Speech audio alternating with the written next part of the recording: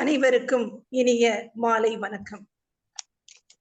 கல்லா பிழையும் கருதா பிழையும் கசிந்துருகி நில்லா பிழையும் நினையா பிழையும் நின் ஐந்தெழுத்தை சொல்லா பிழையும் துதியா பிழையும் தொழா பிழையும் எல்லா பிழையும் பொறுத்தருள்வாய் கச்சி ஏகம்பனே என்ற சிவனை துதித்து இன்றைய வெள்ளி இலக்கிய மேடை 95வது நிகழ்விற்கு இணையத்தில் இணைந்து சிறப்பிக்க வந்திருக்கும் அனைத்து தமிழ் அறிஞர்களையும் சான்றோர்களையும் இன்றைய வெள்ளி இலக்கிய மேடையின் சார்பாக வருக வருக என்று வரவேற்பதில் பேரு வகை கொள்கிறோம்.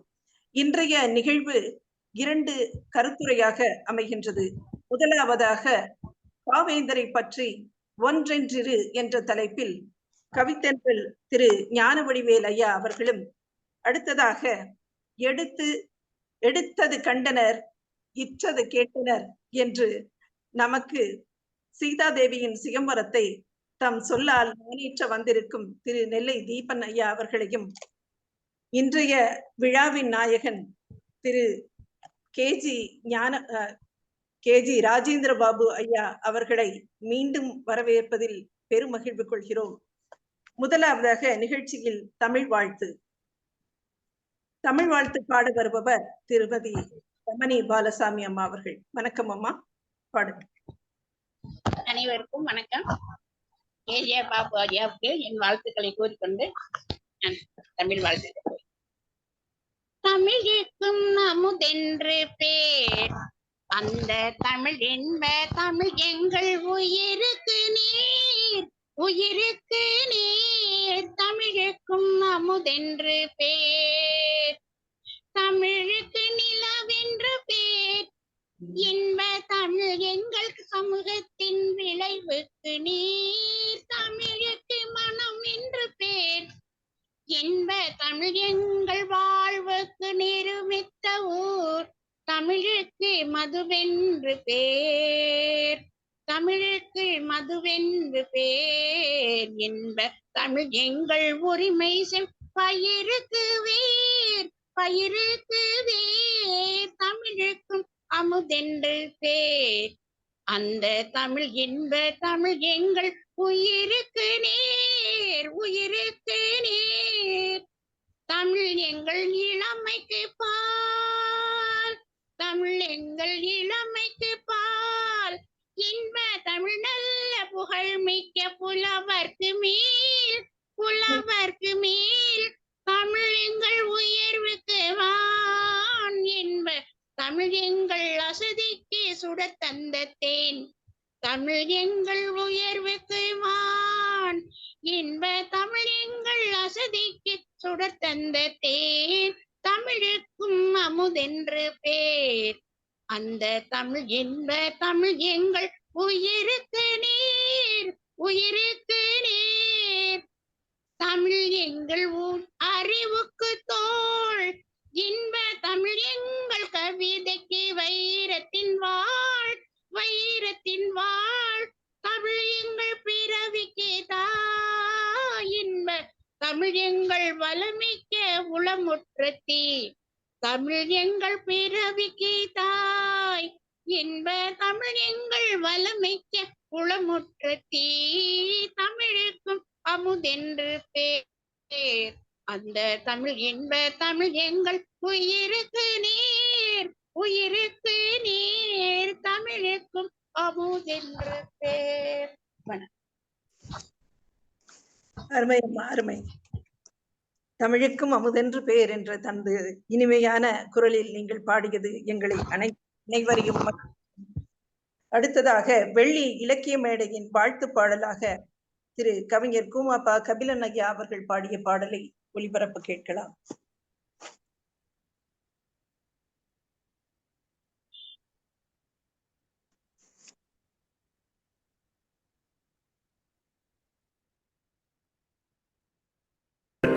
வணக்கம். வெள்ளி இலக்கிய மேடை வாழ்த்து பாடல். இந்த பாடலை எழுதியவர் எங்கள் அன்பு திரு கூமாப்பா கபிலன் அவர்கள். இந்த பாடலை பாடிக்கொண்டிருப்பது ஹைதராபாத்திலிருந்து ரவிசங்கர். வெள்ளிக்கிழமை மாலையிலே ஒன்று கூடுவோம், வெள்ளிக்கிழமை மாலையில்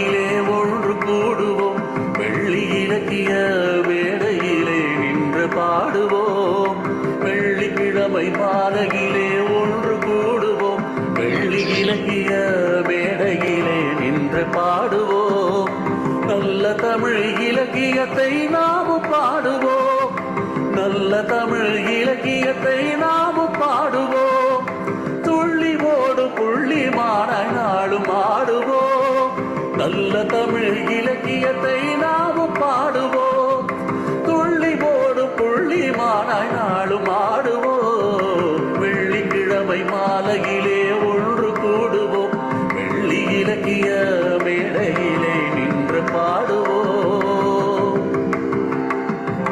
வள்ளுவனின் குறளமுதை விரும்பி சொல்லுவோம், தெள்ளு தமிழ் காப்பியத்தை திரும்பச் சொல்லுவோம். வள்ளுவனின் குறளமுதை விரும்பி சொல்லுவோம், தெள்ளு தமிழ் காப்பியத்தை திரும்பச் சொல்லுவோம். வெல்லும் தமிழை உலகின் காதில் கொண்டு செல்லுவோம், வெல்லும் தமிழை உலகின் காதில் கொண்டு செல்லுவோம்.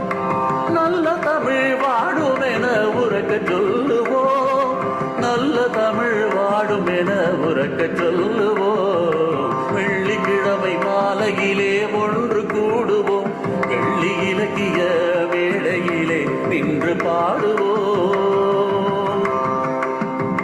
கம்பநாடன் சொல்லாடலை கேட்டு ரசிப்போம், கண்ணதாசன் பாடல்களின் தேனை சுவைப்போம். கம்பநாடன் சொல்லாடலை கேட்டு ரசிப்போம், கண்ணதாசன் பாடல்களின் தேனை சுவைப்போம். வெள்ளி மாலை தமிழ் அமுதை ஊடு கழிப்போம், வெள்ளி மாலை தமிழ் அமுதை ஊடு கழிப்போம். முல்லை மலர் தமிழ் கடலில் ஒத்து குளிப்போம், முல்லை மலர் தமிழ் கடலில் ஒத்து குளிப்போம். வெள்ளிக்கிழமை மாலையிலே ஒன்று கூடுவோம், வெள்ளி இலக்கிய மேடையிலே நின்று பாடுவோம். வெள்ளிக்கிழமை மாலையிலே ஒன்று கூடுவோம், வெள்ளி இலக்கிய மேடையிலே நின்று பாடுவோம்.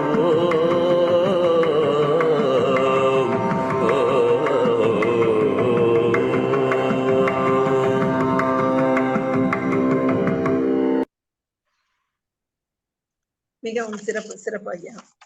நல்ல தமிழ் இலக்கியத்தை நாமும் பாடுவோம் என்று நம்மை பாட மேலும் ஊக்குவித்த கூமாப்பா கபிலன் ஐயா அவர்களுக்கு வாழ்த்துக்களும் நன்றிகளும். மேலும் இவ்விழாவை சிறப்பிக்க வந்திருக்கும் சில நபர்களின் பெயர்களை நான் சொல்லவில்லை, அவர்களை கூப்பிடுகிறேன். கபிலன் ஐயா அவர்களுக்கும், கோபாலகிருஷ்ணன் ஐயா அவர்கள், பொதிகை செல்வராஜன் ஐயா அவர்களுக்கும், ராஜா ராமலிங்கம் ஐயா அவர்கள், கனக சபாபதி அவர்கள், ஜெயா ரமணி அம்மா, பொன் வேலுமயில் அம்மா அவர்கள் அனைவரையும் நான் வருக வருக என்று வரவேற்கிறேன். மேலும் நமது நிகழ்வில் தொழில்நுட்ப இயக்கத்தில் சிறந்து விளங்கும் RC குமரன் ஐயா அவர்களுக்கு சிறப்பான வணக்கங்களையும், சீனி ரவி பாரதி ஐயா அவர்களுக்கும் அனைவருக்கும் எனது வணக்கத்தை தெரிவித்துக் கொள்கிறேன். அவர்களது பெயர் விடுபட்டிருந்தால் மன்னிக்கவும், அவர்களையும் வருக வருக என்று வரவேற்கிறோம். அடுத்ததாக நமது நிகழ்ச்சியில் கருத்தரங்கத்திற்கு தலைமை உரை ஆற்ற வரும் நமது தலைவர் அவர்களை வரவேற்புறேன். பச்சையப்பன் கல்லூரியில் பயின்று பணி செய்ய பாரத ஸ்டேட் வங்கியின் துணை மேலாளராகி பண கற்றைகளையும் பொன் நகைகளையும் பொறுப்பாக கண்காணித்து பின் பட்டிமன்றங்களில் தமிழ் சொற்களால் அரங்கேறி விவாதித்து புகழ் பெற்று மதுரை, சென்னை, தில்லி கல்லூரிகளில் தன் பேச்சாற்றலை தெரிக்கவிட்டு எழுத்துலகின் அலைப்பாயும் வாசகர்களை கூவி அழைத்து விடியலுக்காக விழித்தெழச் செய்து கவிமழை விரும்பியவர்களுக்கு மின்னலில் விளக்கேற்றி இரவில் ஹைக்கூ நட்சத்திரங்களை தோரணமாக்கி புரளும் மனம் உடையவர்களை தேற்றி சிறுகதை சொல்லி முயற்சி உடையார் வளர்ச்சி அடைவார் என்று கட்டுரை வடித்து நாவலாசிரியர் ஜெயசக்தி, ஹைக்கூ கவிஞர் அமரன் ஐயா அவர்களுடன் இணைந்து இலக்கிய தேன்சாரலில் நனைந்து நால்வர் பத்திரிகையை வெளியிட்டு பல்வேறு பத்திரிகைகளில் கதை, கவிதை, கட்டுரை என மாறு வேடத்தில் வலம் வந்து பொதிகை, சன், ராஜ், விஜய், தமிழன், வின் தொலைக்காட்சி நிகழ்ச்சிகளில் பங்கேற்று வெள்ளி இலக்கிய மேடை நிறுவி இல்லங்களில் சிலம்பொலி ஒலிக்கச் செய்து மணிமேகலையின் மாண்பினை மக்களின் மனங்களில் நறுமணம் பரப்பச் செய்து தொடர்ந்து இலக்கிய சாதனை படைத்து வரும் நம் தமிழ்ச் செல்வம் வெள்ளி இலக்கிய மேடையின் விடிவெள்ளி இந்நிகழ்வின் நாயகன் KG ராஜேந்திர பாபு ஐயா அவர்களை இந்த கருத்தரங்க தலைமை உரை ஆற்ற வருமாறு வெள்ளி இலக்கிய மேடை மன்றத்தின் சார்பாக வரவேற்பதில் பேருவகை கொள்கிறோம். வருக வருக ஐயா. அருமையான உரை.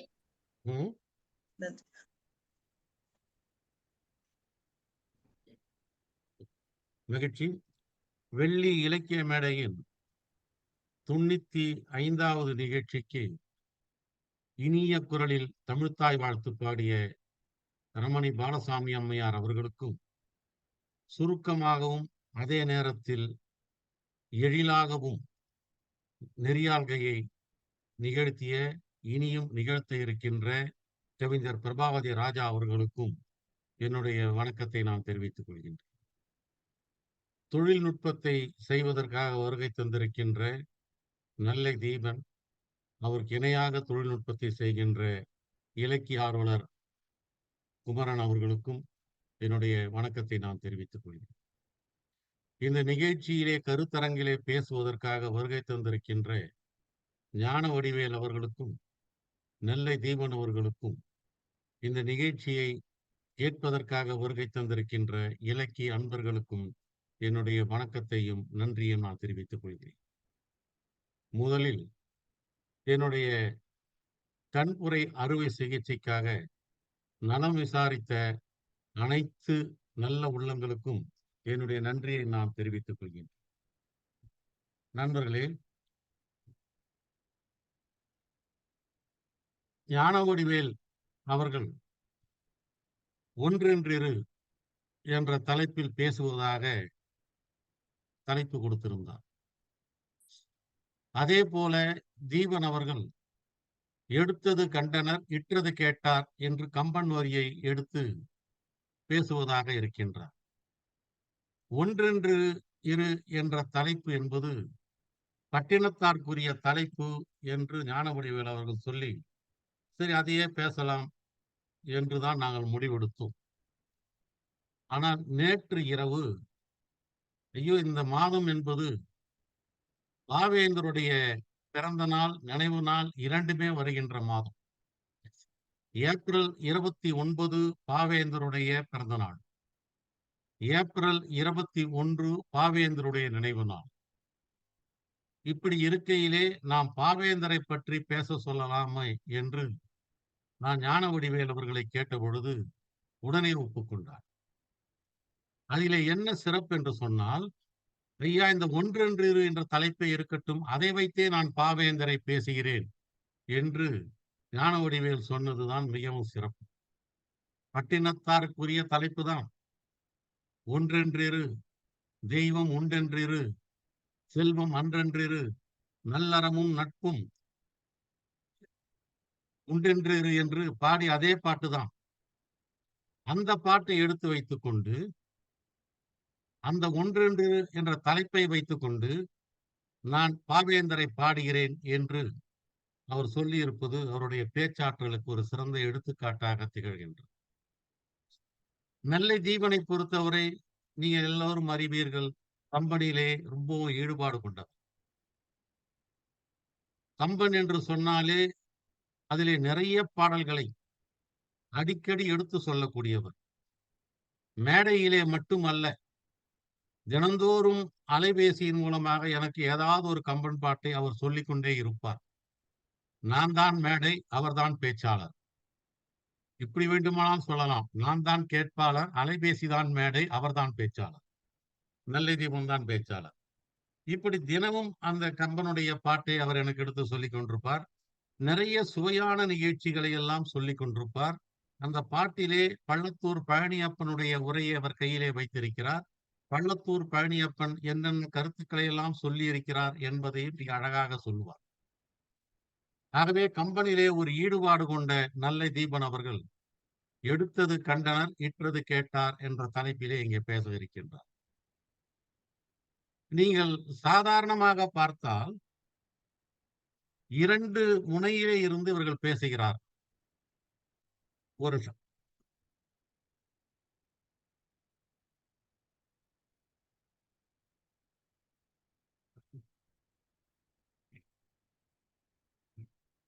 பாவேந்தர் பாரதிதாசன் ஒரு முனையில், கம்பன் ஒரு முனையில். பாவேந்தர் பாரதிதாசன் கம்பனை விமர்சித்த இயக்கத்திலே இருந்தவர் என்பது எல்லோருக்குமே தெரியும். ஆனால் நண்பர்களே, பாவேந்தர் பாரதிதாசனுக்கும் கம்பனுக்கும் ஒரு நெருக்கமான தொடர்பு இருக்கின்றது. 1923ஆம் ஆண்டு ஒரு பத்திரிகையிலே பாவேந்தர் பாரதிதாசன் ஒரு கவிதை எழுதுகிறார். 1923 1921ஆம் ஆண்டு பாரதி மறைந்து விடுகிறார். பாரதிதாசனுக்கு கம்பனோடு பாரதியோடு 10 ஆண்டு கால தொடர்பு. இவர் எழுதுகிறார், அந்த 1923 அவர் சுயமரியாதை இயக்கத்திலே சேராது. அப்ப சொல்றார், கம்பன் அருள் கவி காளியின் நற்கனவு ஆர்த்ததும் இந்த தேசமே. என்ன? கம்பன் அருள் கவி காளியின் நற்கனவு ஆர்த்ததும் இந்த தேசமே எனில் இம்பரில் கோல்நிலை என் குறி யாவும் அப்பாஸ்கரன் உபதேசமே என்று கம்பனுடைய கவிதையை பற்றியும், காளியின் நற்கனவு என்பது காளிதாசனுடைய கவிதைகளை பற்றியும், பாஸ்கரனுடைய அறிவியலை பற்றியும் அவர் ஒன்று சேர்த்து ஒரு கவிதையை 1923ஆம் ஆண்டு எழுதியிருக்கிறார்.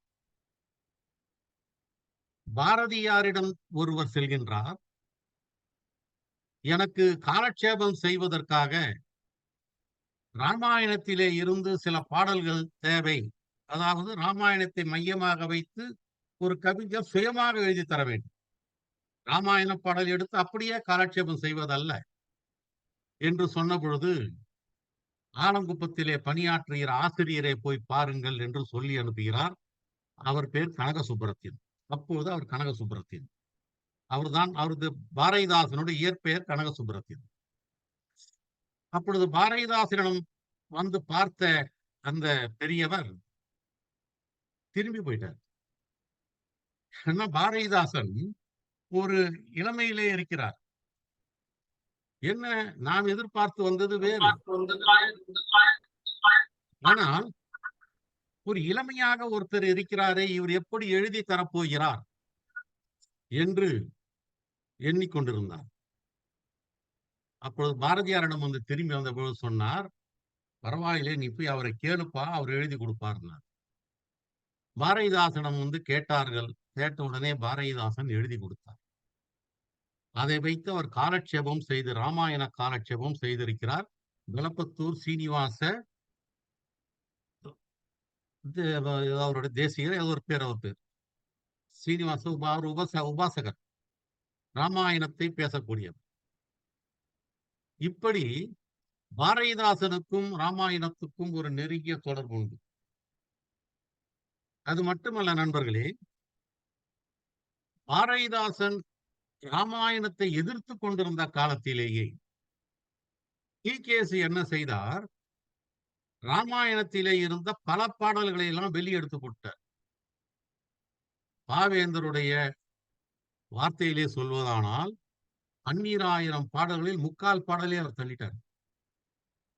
அந்த நேரத்துல பாரதிதாசன் கம்பனை விமர்சித்துக் கொண்டிருக்கிறார். விமர்சித்துக் கொண்டிருக்கின்ற இயக்கத்திலே இருக்கின்றார். அந்த நேரத்திலே டி.கே.சி. 3/4 பாகம் எடுத்து போட்டு விட்டார். சொன்னால் ஆச்சரியப்படுவீர்கள், வையாபுரி பிள்ளை கூட இது குறித்து எழுதியிருக்கிறார். பாலகாண்டத்திலே 187 பாடலை மட்டும் வைத்துவிட்டு மற்ற பாடலை எல்லாம் எடுத்து விட்டார் என்று கூட சொல்லுவார்கள். அந்த நேரத்திலே கோவையிலே பேசுகின்ற பொழுது இலக்கிய கொலை என்று பாரதிதாசன் அதை வர்ணித்தார். சந்தோஷப்பட்டிருக்கணும். நாம தான் கம்பரானை எதிர்த்து கொண்டிருக்கிறோமே, இவர் அந்த பாடலாம் இல்லை இல்லை என்று எடுத்து போட்டுக் கொண்டிருக்கிறார்களே என்று சந்தோஷப்பட வேண்டும். ஆனால் அவர் சந்தோஷப்படவில்லை. பாவேந்தர் இந்த தமிழினுடைய இனிமையை கம்பனிலே நாம் அனுபவிக்க வேண்டும் என்பதற்காக அதை கடிந்து பேசுகிறார். கம்பனார் 16,000 பாட்டில் 3/4 கழித்து போட்டு,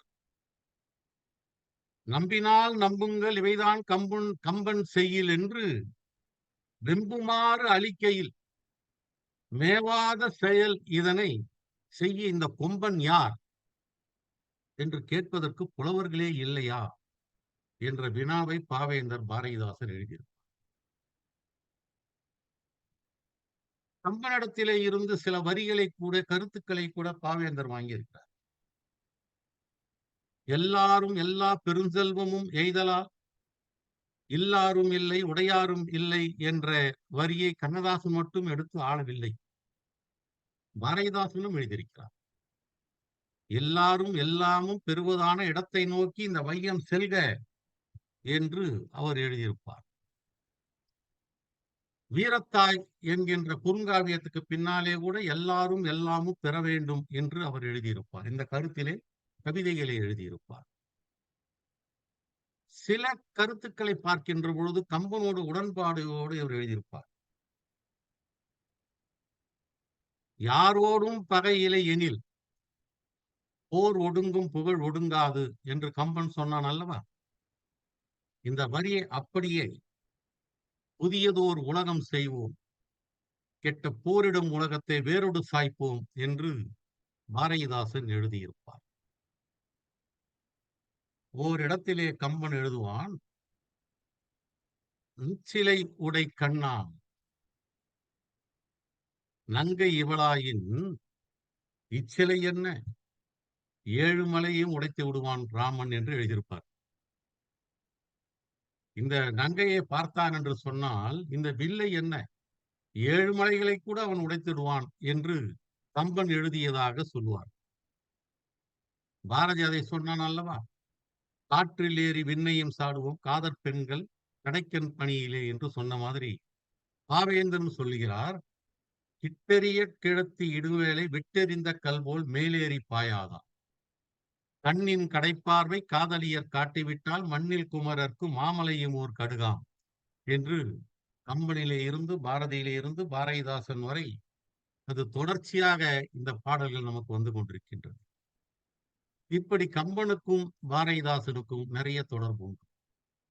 இப்படி சொல்வதனாலேயே அவன் ஒரு ஆன்மீக கவிஞன் என்றெல்லாம் கருதி விடாதீர்கள். பெரியார் காங்கிரஸ் இயக்கத்திலே இருந்த பொழுதே மயிலாடுதுறையிலே ஒரு நிகழ்ச்சியிலே பேசுகின்ற பொழுது அவரும் வரதராஜன் நாயுடு அவர்களும் பேசுகின்ற பொழுது அவருடைய பகுத்தறிவு கருத்தை அந்த மேடையிலே பேசியதை கேட்ட பாவேந்தர் சொல்கின்றார், இனிமேல் நான் பகுத்தறிவு கருத்துக்களை தான் எழுதப் போகிறேன் என்று சொல்லி அவர் பெரியாருடைய சமூக சீர்திருத்தத்துக்கு வந்துவிட்டார். அதைத்தான் சுரதா கூட சொல்வார், பங்காரு பத்திரிடம் பயின்று மீசை பாரதியை பின்பற்றி நடையை மாற்றி சிங்கார வேலனை பாடி பின்பு சீர்திருத்த பெரியார் வழி சென்று எழுதியிருப்பார். அந்த வழியில நங்கூரம் பாய்ச்சி என்றெல்லாம் அந்த கவிதை ஓடிக்கொண்டிருக்கும். பாரதிதாசனை பற்றி சுரதா ரொம்ப சிறப்பா சொல்வார்.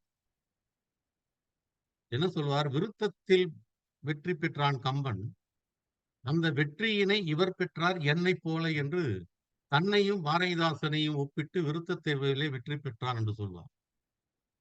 பாரதிதாசனுடைய பாட்டு எப்படி பாட்டு என்று கேட்டால் படை நடத்தல் போல் நடக்கும் பாட்டு, சங்க பழந்தமிழ் நூல் அடையாளம் காட்டும் பாட்டு என்று எழுதிவிட்டு அந்த பாடலிலேயே ஒரு வரி சொல்லுவார், மலை போல தலை நீட்டும் ஓமைகள் என்று சொல்வார்.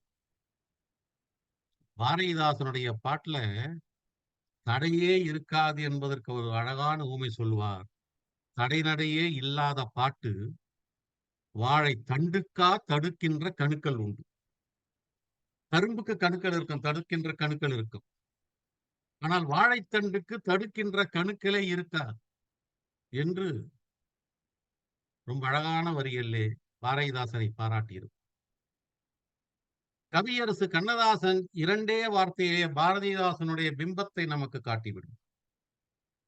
கூடலிறை பாண்டியன் போல் நிமிர்ந்து நிற்கும் குலத்தலைவா.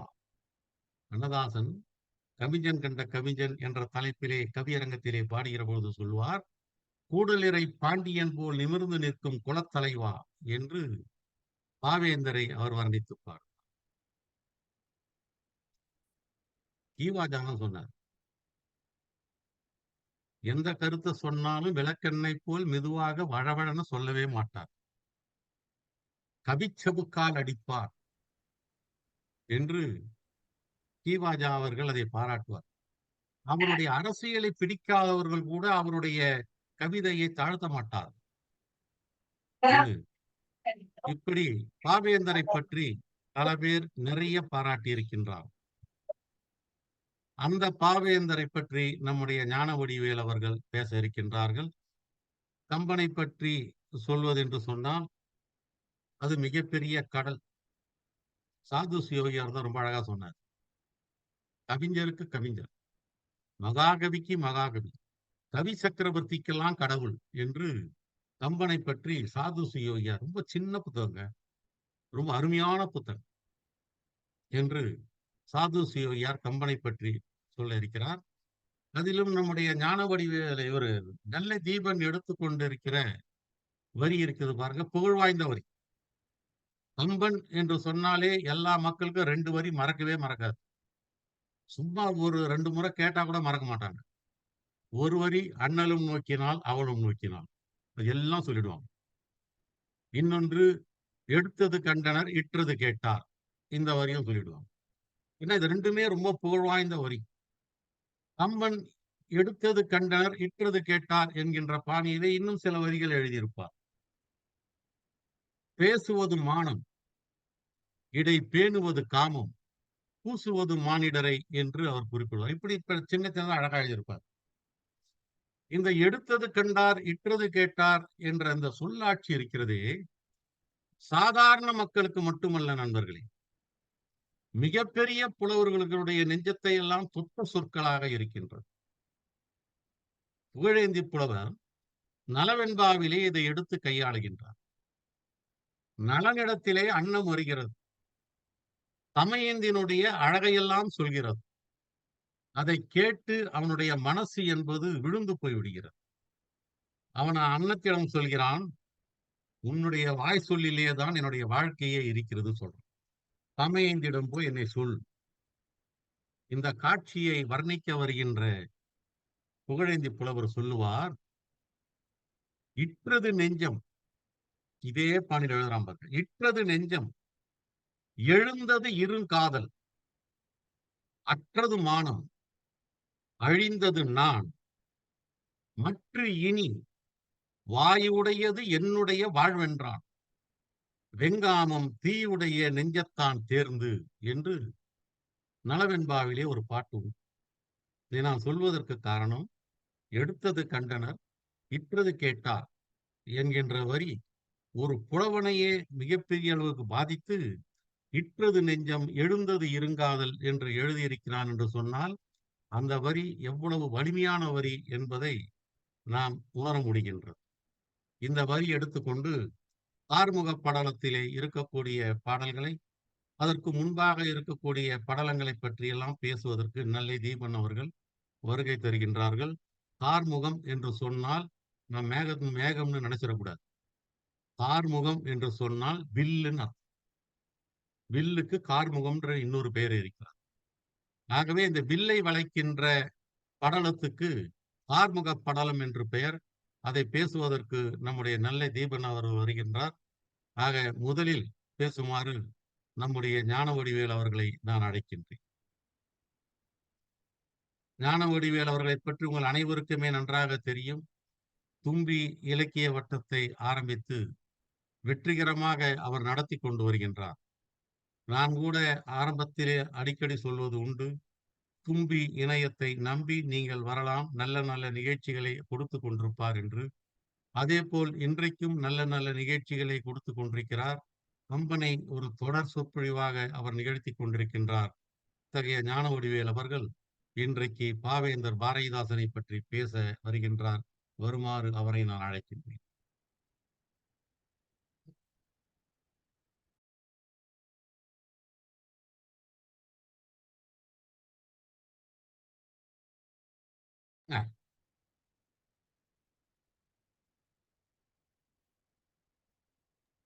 அன்மியூட் பண்ணுங்க, அன்மியூட் பண்ணுங்க.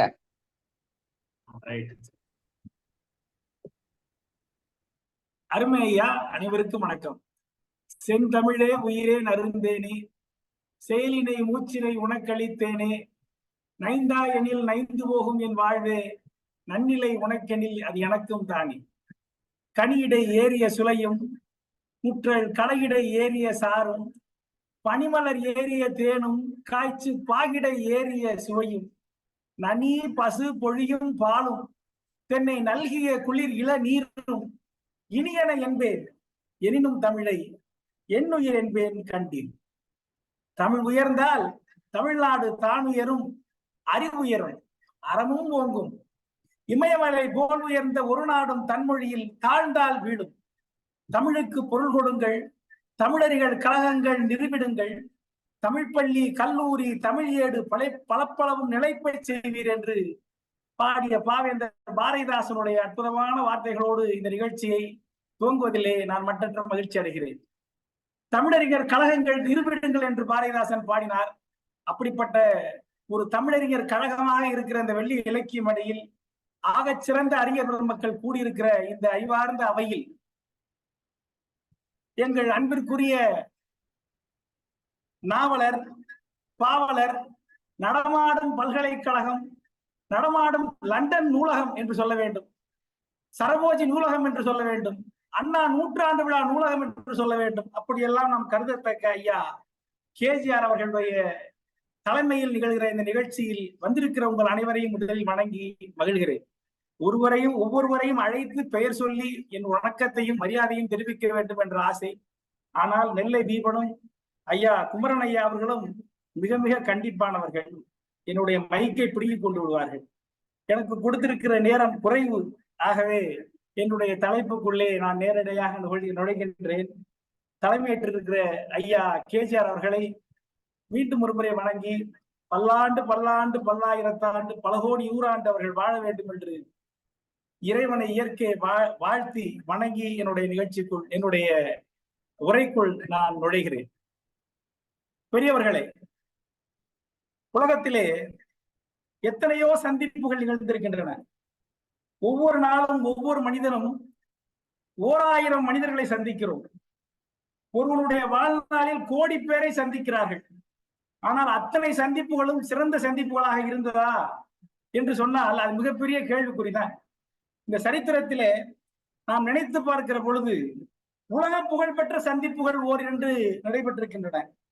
என் நினைவுக்கு தெரிந்தவரை குறிப்பாக சொல்ல வேண்டும் என்று சொன்னால், ராமகிருஷ்ண பரமஹம்சரை விவேகானந்தர் சந்தித்த பொழுது, தந்தை பெரியாரை சி.என். அண்ணாதுரை சந்தித்ததையும் நான் குறிப்பிட்டு சொல்லலாம். அதை போன்ற ஒரு சந்திப்பு பாண்டிச்சேரியிலே நிகழ்ந்தது.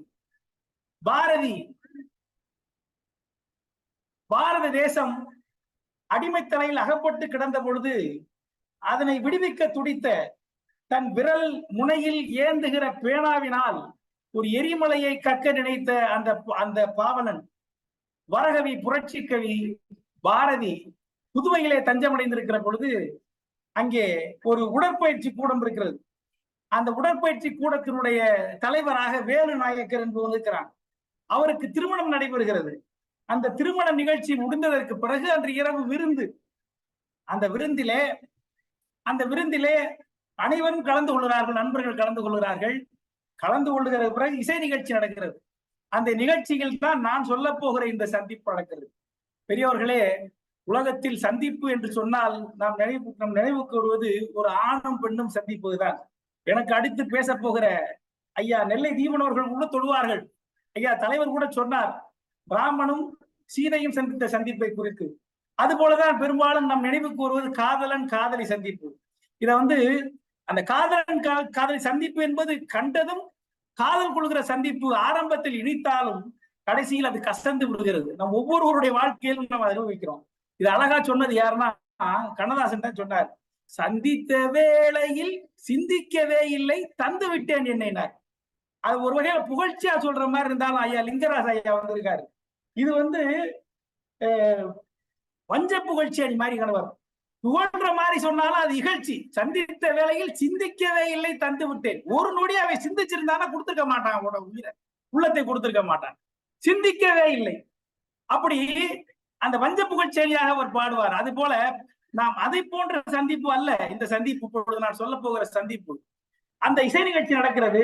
அப்பொழுது அந்த வேலுநாயக்கர் சொல்லுகிறார், அங்கே மிகவும் ஒல்லியாக மிகவும் நோஞ்சானாக இருக்கக்கூடிய அந்த கனக சுப்புரத்தினை அழைத்து, நீ எங்கே ஒரு பாட்டு பாடு அப்படிங்கிறப்போ லயித்து போய் அவர் பாடுகிறார். வீர சுதந்திரம் வேண்டி நின்றார் பின் வேறொன்று கொள்வாரோ என்று சொல்லப்படுகிற அந்த பாரதியினுடைய பாடலை பாடுகிறார். எல்லோரும் ரசித்து கைதட்டுகிறார்கள். அப்பொழுது அவர் தோளை தட்டிய வேலுநாயக்கர் சொல்லுகிறார், இந்த பாட்டை கட்டினது யார் தெரியுமா? அங்கே உட்கார்ந்துருக்காரு பின்னாடி அப்படிங்கிறார். யார் என்று திரும்பி பார்த்தால் அங்கே பாரதி உட்கார்ந்திருக்கிறார். அப்பொழுதுதான் நான் சொல்லுகிற அந்த உலக புகழ்பெற்ற சந்திப்பு, சரித்திரத்தை மாற்றிய சந்திப்பு, இலக்கிய உலகைக்கு ஒரு மிகப்பெரிய வரமாக நடந்த சந்திப்பு, காலகாலத்திற்கும் நம்மை போன்ற கவிஞர்கள், நம்மை போன்ற தமிழ் ஆர்வலர்கள் காலகாலத்திற்கும் கழிவுள்ள போகிற, நினைவு கூற கொடுக்கிற அந்த சந்திப்பு நிகழ்கிறது. அவர் பார்க்கிறார், இவர்தான் பாரதியார் என்று சொல்கிறார். பாரதிதாசன் ஓடி போய் ஒரு திருப்படியில் விழுகிறார். ஒரு உழைஞ்சு பாடுறீங்க, தமிழ் படிச்சிருக்கீங்களா என்று கேட்கிறார் பாரதியார். படித்திருக்கிறேன் ஐயா என்று சொல்லுகிறார். அந்த சந்திப்பிற்கு பிறகு பாரதிதாசன் என்று நாம் என்று அழைக்கக்கூடிய அந்த கனக சுப்புரத்தினுடைய வாழ்க்கையை திசை மாற்றிய அந்த சந்திப்பு. அதுதான் பாரதிதாசன் ஒரு தங்க கட்டியாக இருந்தவரை ஒரு தங்க அணிகலனாக செய்தவர் பாரதியார். அவனுக்கு தகுந்ததோர் வழிகட்டியவன் பாரதியார்.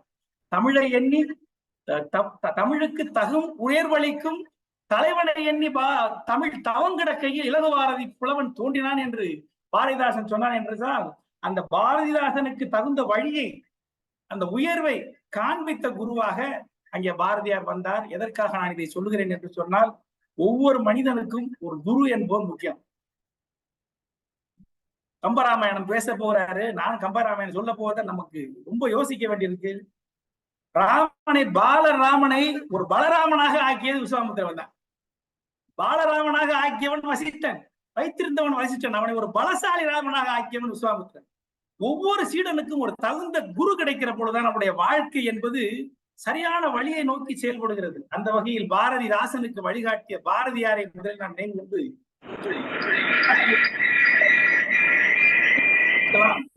கருதுகிறேன்.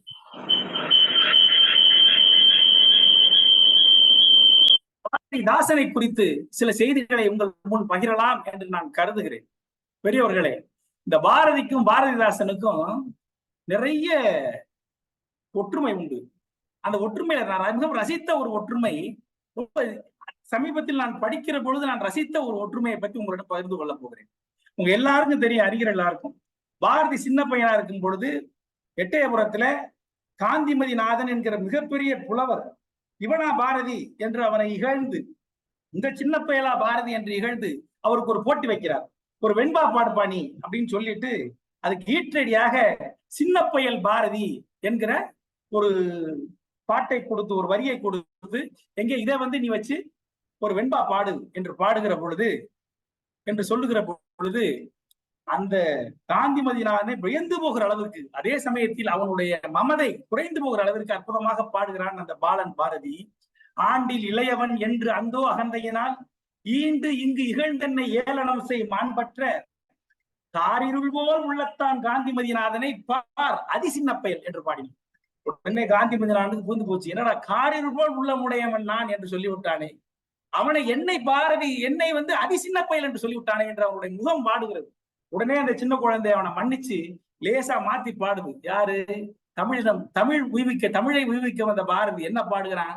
ஆண்டில் இளையவன் என்று ஐய அருமையினால் ஈண்டு இன்று என்றன் தன்னை நீ ஏந்தினையால் மாண்புற்ற காரது போல் உள்ளத்தான் மேகம், கார்மேகம் போன்ற உள்ளத்தான் காந்திமதி நாதற்கு முன் பாரதி சின்ன பயல், நான் ஒரு சின்ன பயல் தான் என்று ஒத்துக்கொள்வது போல் அருமையாக பாடி, மாண்போடு பாடி, அடக்கத்தோடு பாடி, பணிவோடு பாடி அந்த காந்திமதியாருடைய செருக்கை ஒழித்து அதே சமயத்தில் தன்னுடைய திறமையை நிலைநாட்டுகிறான் பாரதி. இதே போன்று ஒரு சம்பவம் பாரதிதாசனுக்கும் நிகழ்ந்திருக்கிறது என்று நான் அறிகிற பொழுது மிகவும் ஆச்சரியமாக இருக்கிறது. விஸ்வலிங்கம் பிள்ளைங்கிறவர் முதலில் பாரதிதாசன் தன்னுடைய வாத்தியாரா புலவர் பட்டத்துல புலவர் தேர்வில் முதல் மாணவனாக தேர்கிறார். 20 பேர்கிட்ட தேர்வாகிறாங்க, அதுல முதல் மாணவனாக தேர்கிறார். அப்ப அவருக்கு வயசு 18 வயசு. அந்த வயசு உடனே வேலை கிடைக்குது. நிரவிங்கிற ஒரு ஊர்ல வேலை கொடுக்குறாங்க. அந்த வேலை கொடுக்குறவர் என்ன சொல்றாருன்னா, அப்பா நான் உனக்கு வேலை கொடுக்கறத பத்தி எனக்கு ஆட்சேபனை இல்லை, நீ நாளைக்கு அந்த அப்பாயின்மெண்ட் ஆர்டர் வாங்க வரும்போது என்ன பண்ற, 3 சட்டை போட்டுக்கிட்டு 3 சட்டை உடம்பு மேல 3 சட்டை போட்டு மேல ஒரு கோட்டை போட்டு நல்ல ஒரு உயரமான ஒரு செருப்பை போட்டுட்டு வா, அப்பதான் நீ கொஞ்சம் பலசாலியா தெரிவ. ஏன்னா இப்ப தேர்வு எழுதினவங்கள பொடி பையன் நான் இருக்கிறேன், உனக்கு எப்படி நான் வேலை கொடுக்க முடியும், எனக்கு கெட்ட பேர் வந்துன்னு சொல்ல அதே மாதிரி ஒரு சட்டை போட்டுக்கொண்டு அவ்வளவு நோஞ்சானாக ஆரம்ப காலகட்டத்தில் பாரதிதாசன் இருந்திருக்கிறாங்க. அவர் போய் வாங்கி கொண்டு வந்தார்.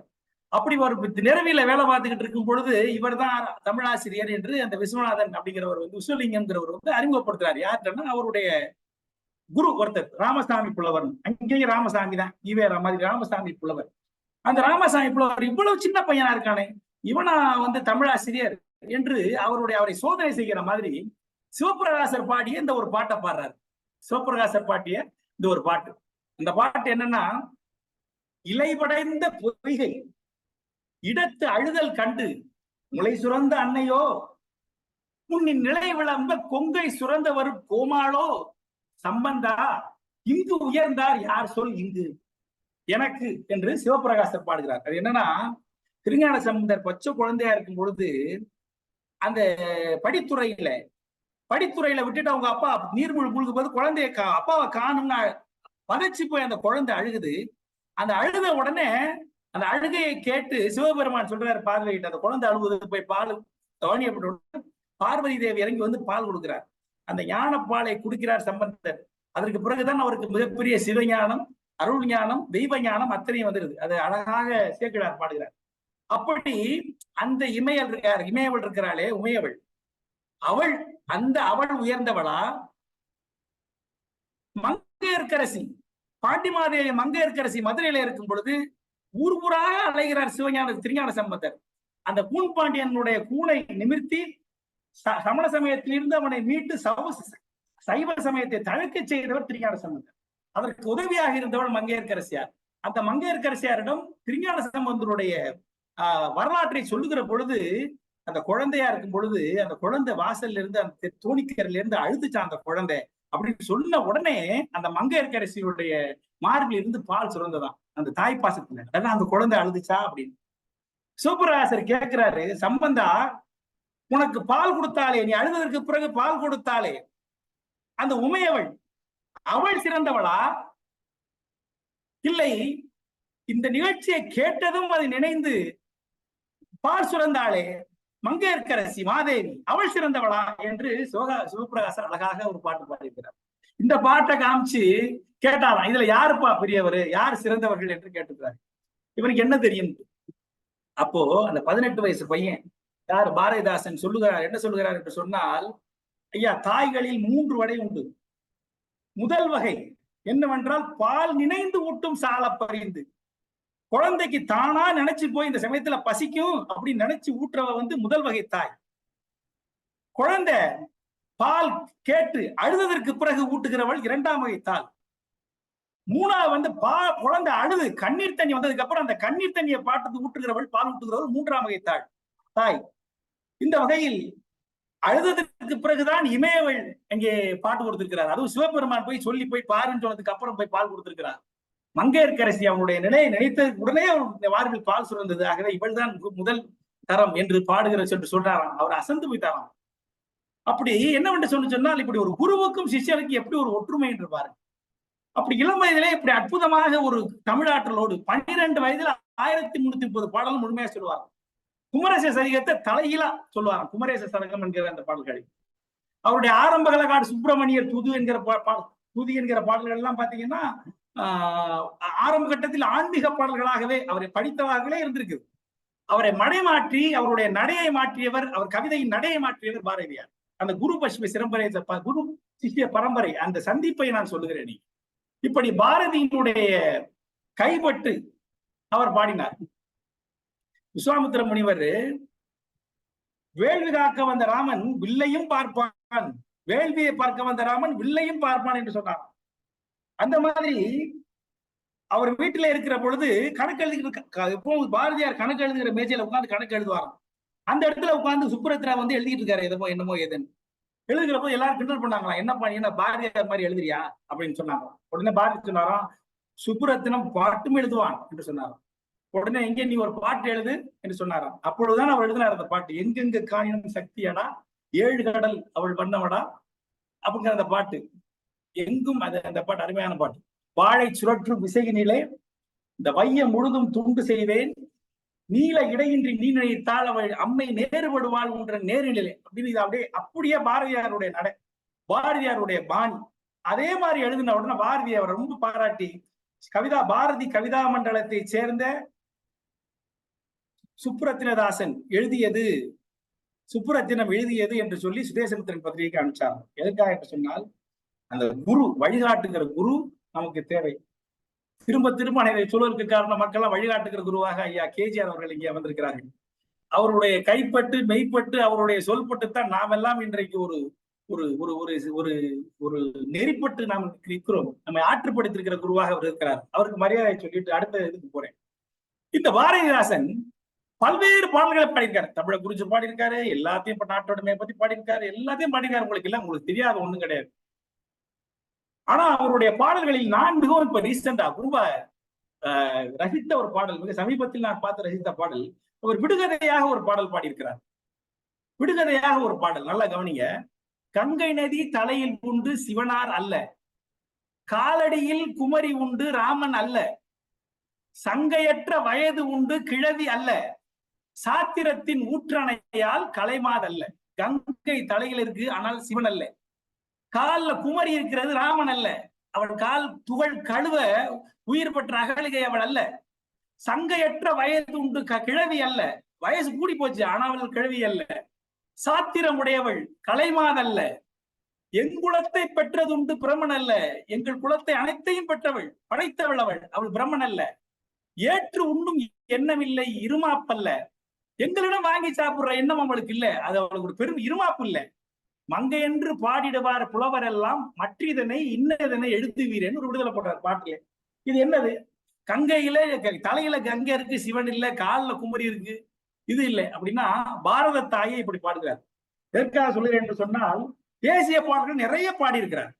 தேசிய பாடல்களை பாரதிதாசன் நிறைய பாடியிருக்கார். இப்படி விடுகதையாக அவர் அழகாக அந்த பாடியிருக்கிறார். அந்நிய நூலை தொடோம் என்ற செய்தி அரைந்திரடா போய் முற்றும், எங்கும் 60 கோடி தடைக்கைகள் காற்றினம் சுற்றும் சுற்றும் சுற்றும். தேசிய பாட்டு.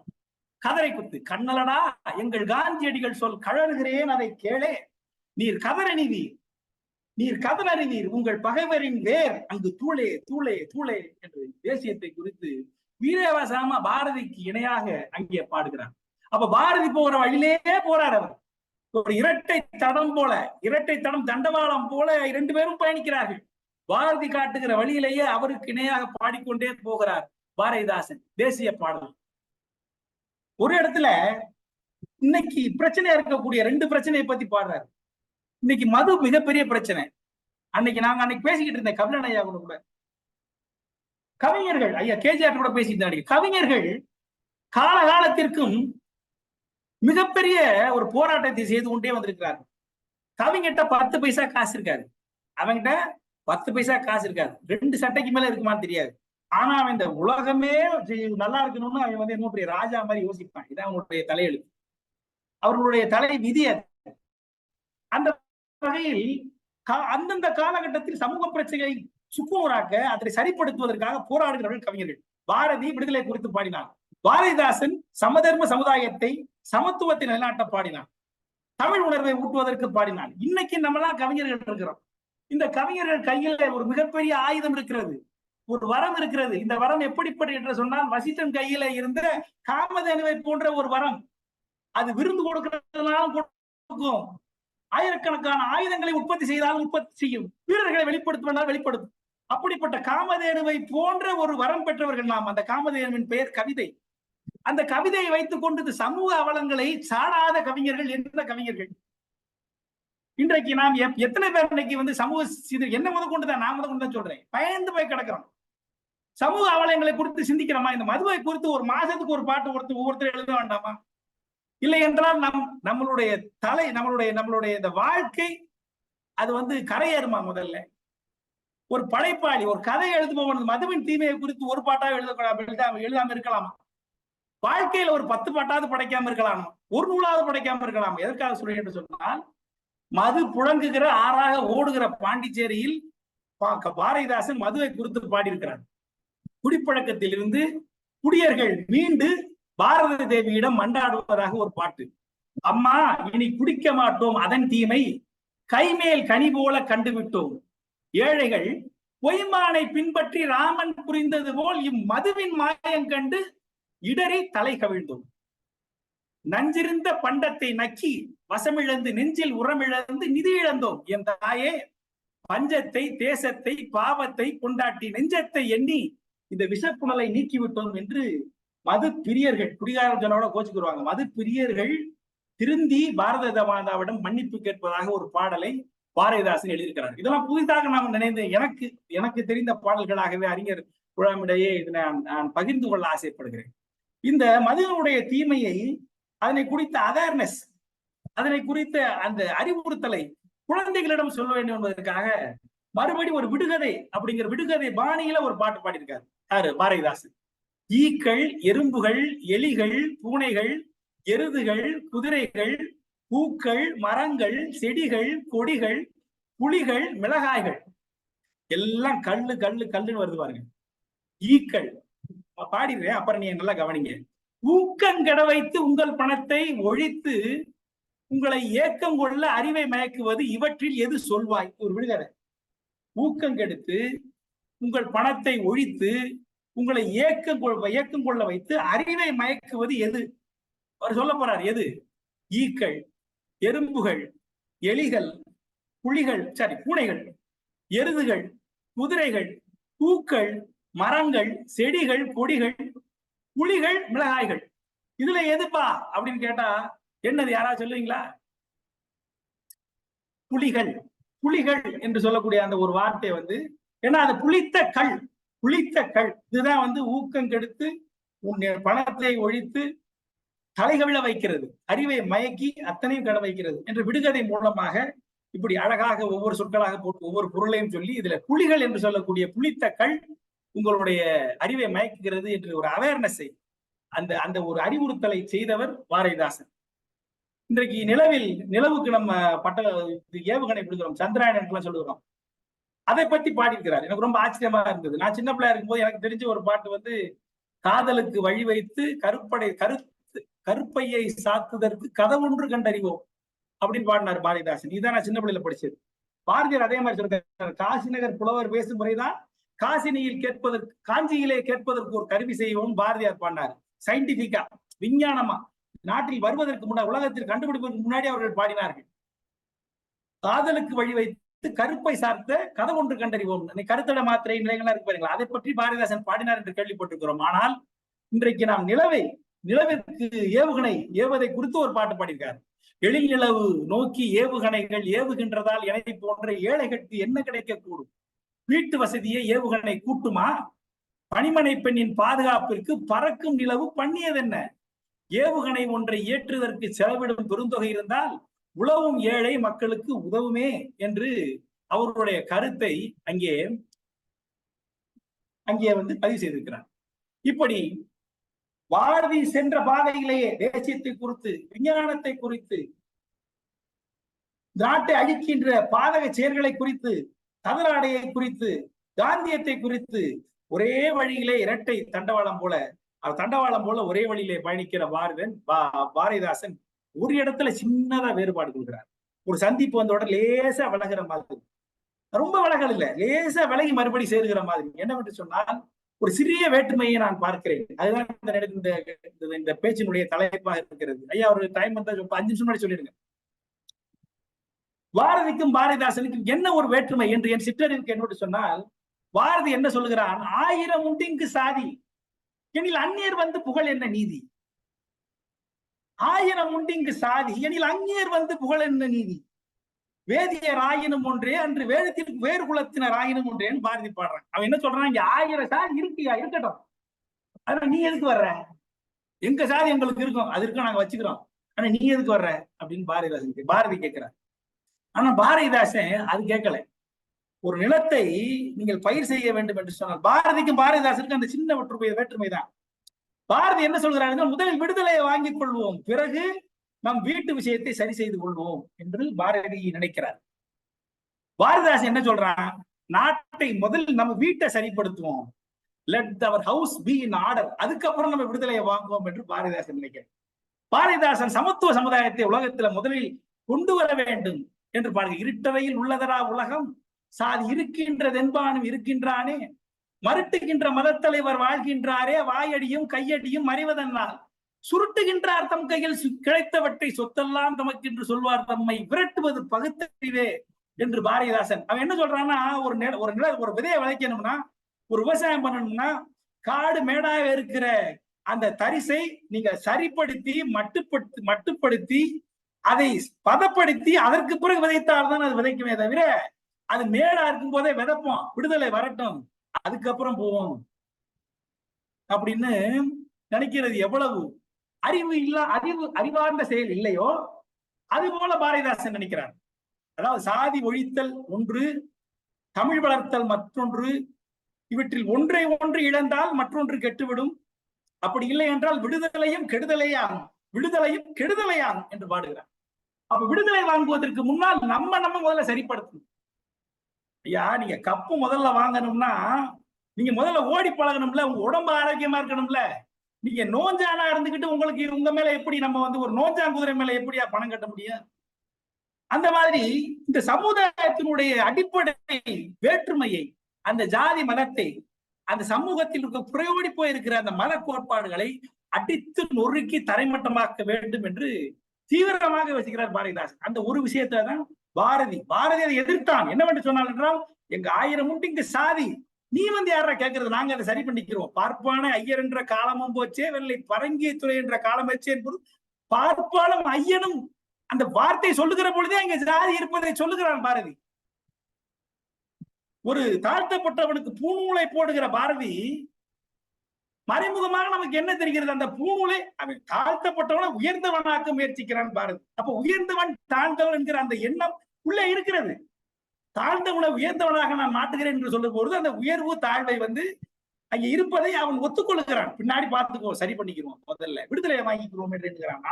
ஆனால் பாரதிதாசன் அத்தனையும் அடித்து நோக்குகிறான். ஏழை என்றும் அடிமை என்றும் எவனும் இல்லை ஜாதியில், இழிவு கொண்ட மனிதர் என்பவர் இந்தியாவில் இல்லையே, வாழி கல்வி செல்வம் எய்திய மனமகிழ்ந்து கூடிய மனிதர் யாரும் ஒரு நிகர் சமானமாக வாழ்வோமே, ஒன்றாக வாழ்வோமே, அனைவரும் ஒன்று என்று இருப்போமே.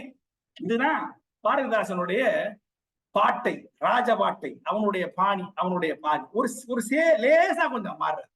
எப்படி பெரியாருடைய வழியிலே அண்ணா போனார், தேர்தலில் ஈடுபடக்கூடாதுன்னு அவர் சொன்னார். இவர் லேசாக விலகி நீ செய்ய வேண்டிய கடமையை, அந்த பணிகளை, மாற்றங்களை, அந்த புரட்சியை நான் தேர்தல் பாதையில் செய்கிறேன் என்று லேசாக அவர் எப்படி மாறினாரோ அந்த மாதிரி லேசாக கடைசி வரை பாரதிதாசன் பாரதியினுடைய அடிமையாக இருந்திருக்கிறார், அவனுடைய பக்தனாக இருந்திருக்கிறார். ஒரு கூட்டத்துல எல்லாரும் இருந்து பேசுறாங்களாம், நம்ம இவரெல்லாம் இருக்காரு, செல்லப்பெல்லாம் இருக்காரு அந்த கூட்டத்துல.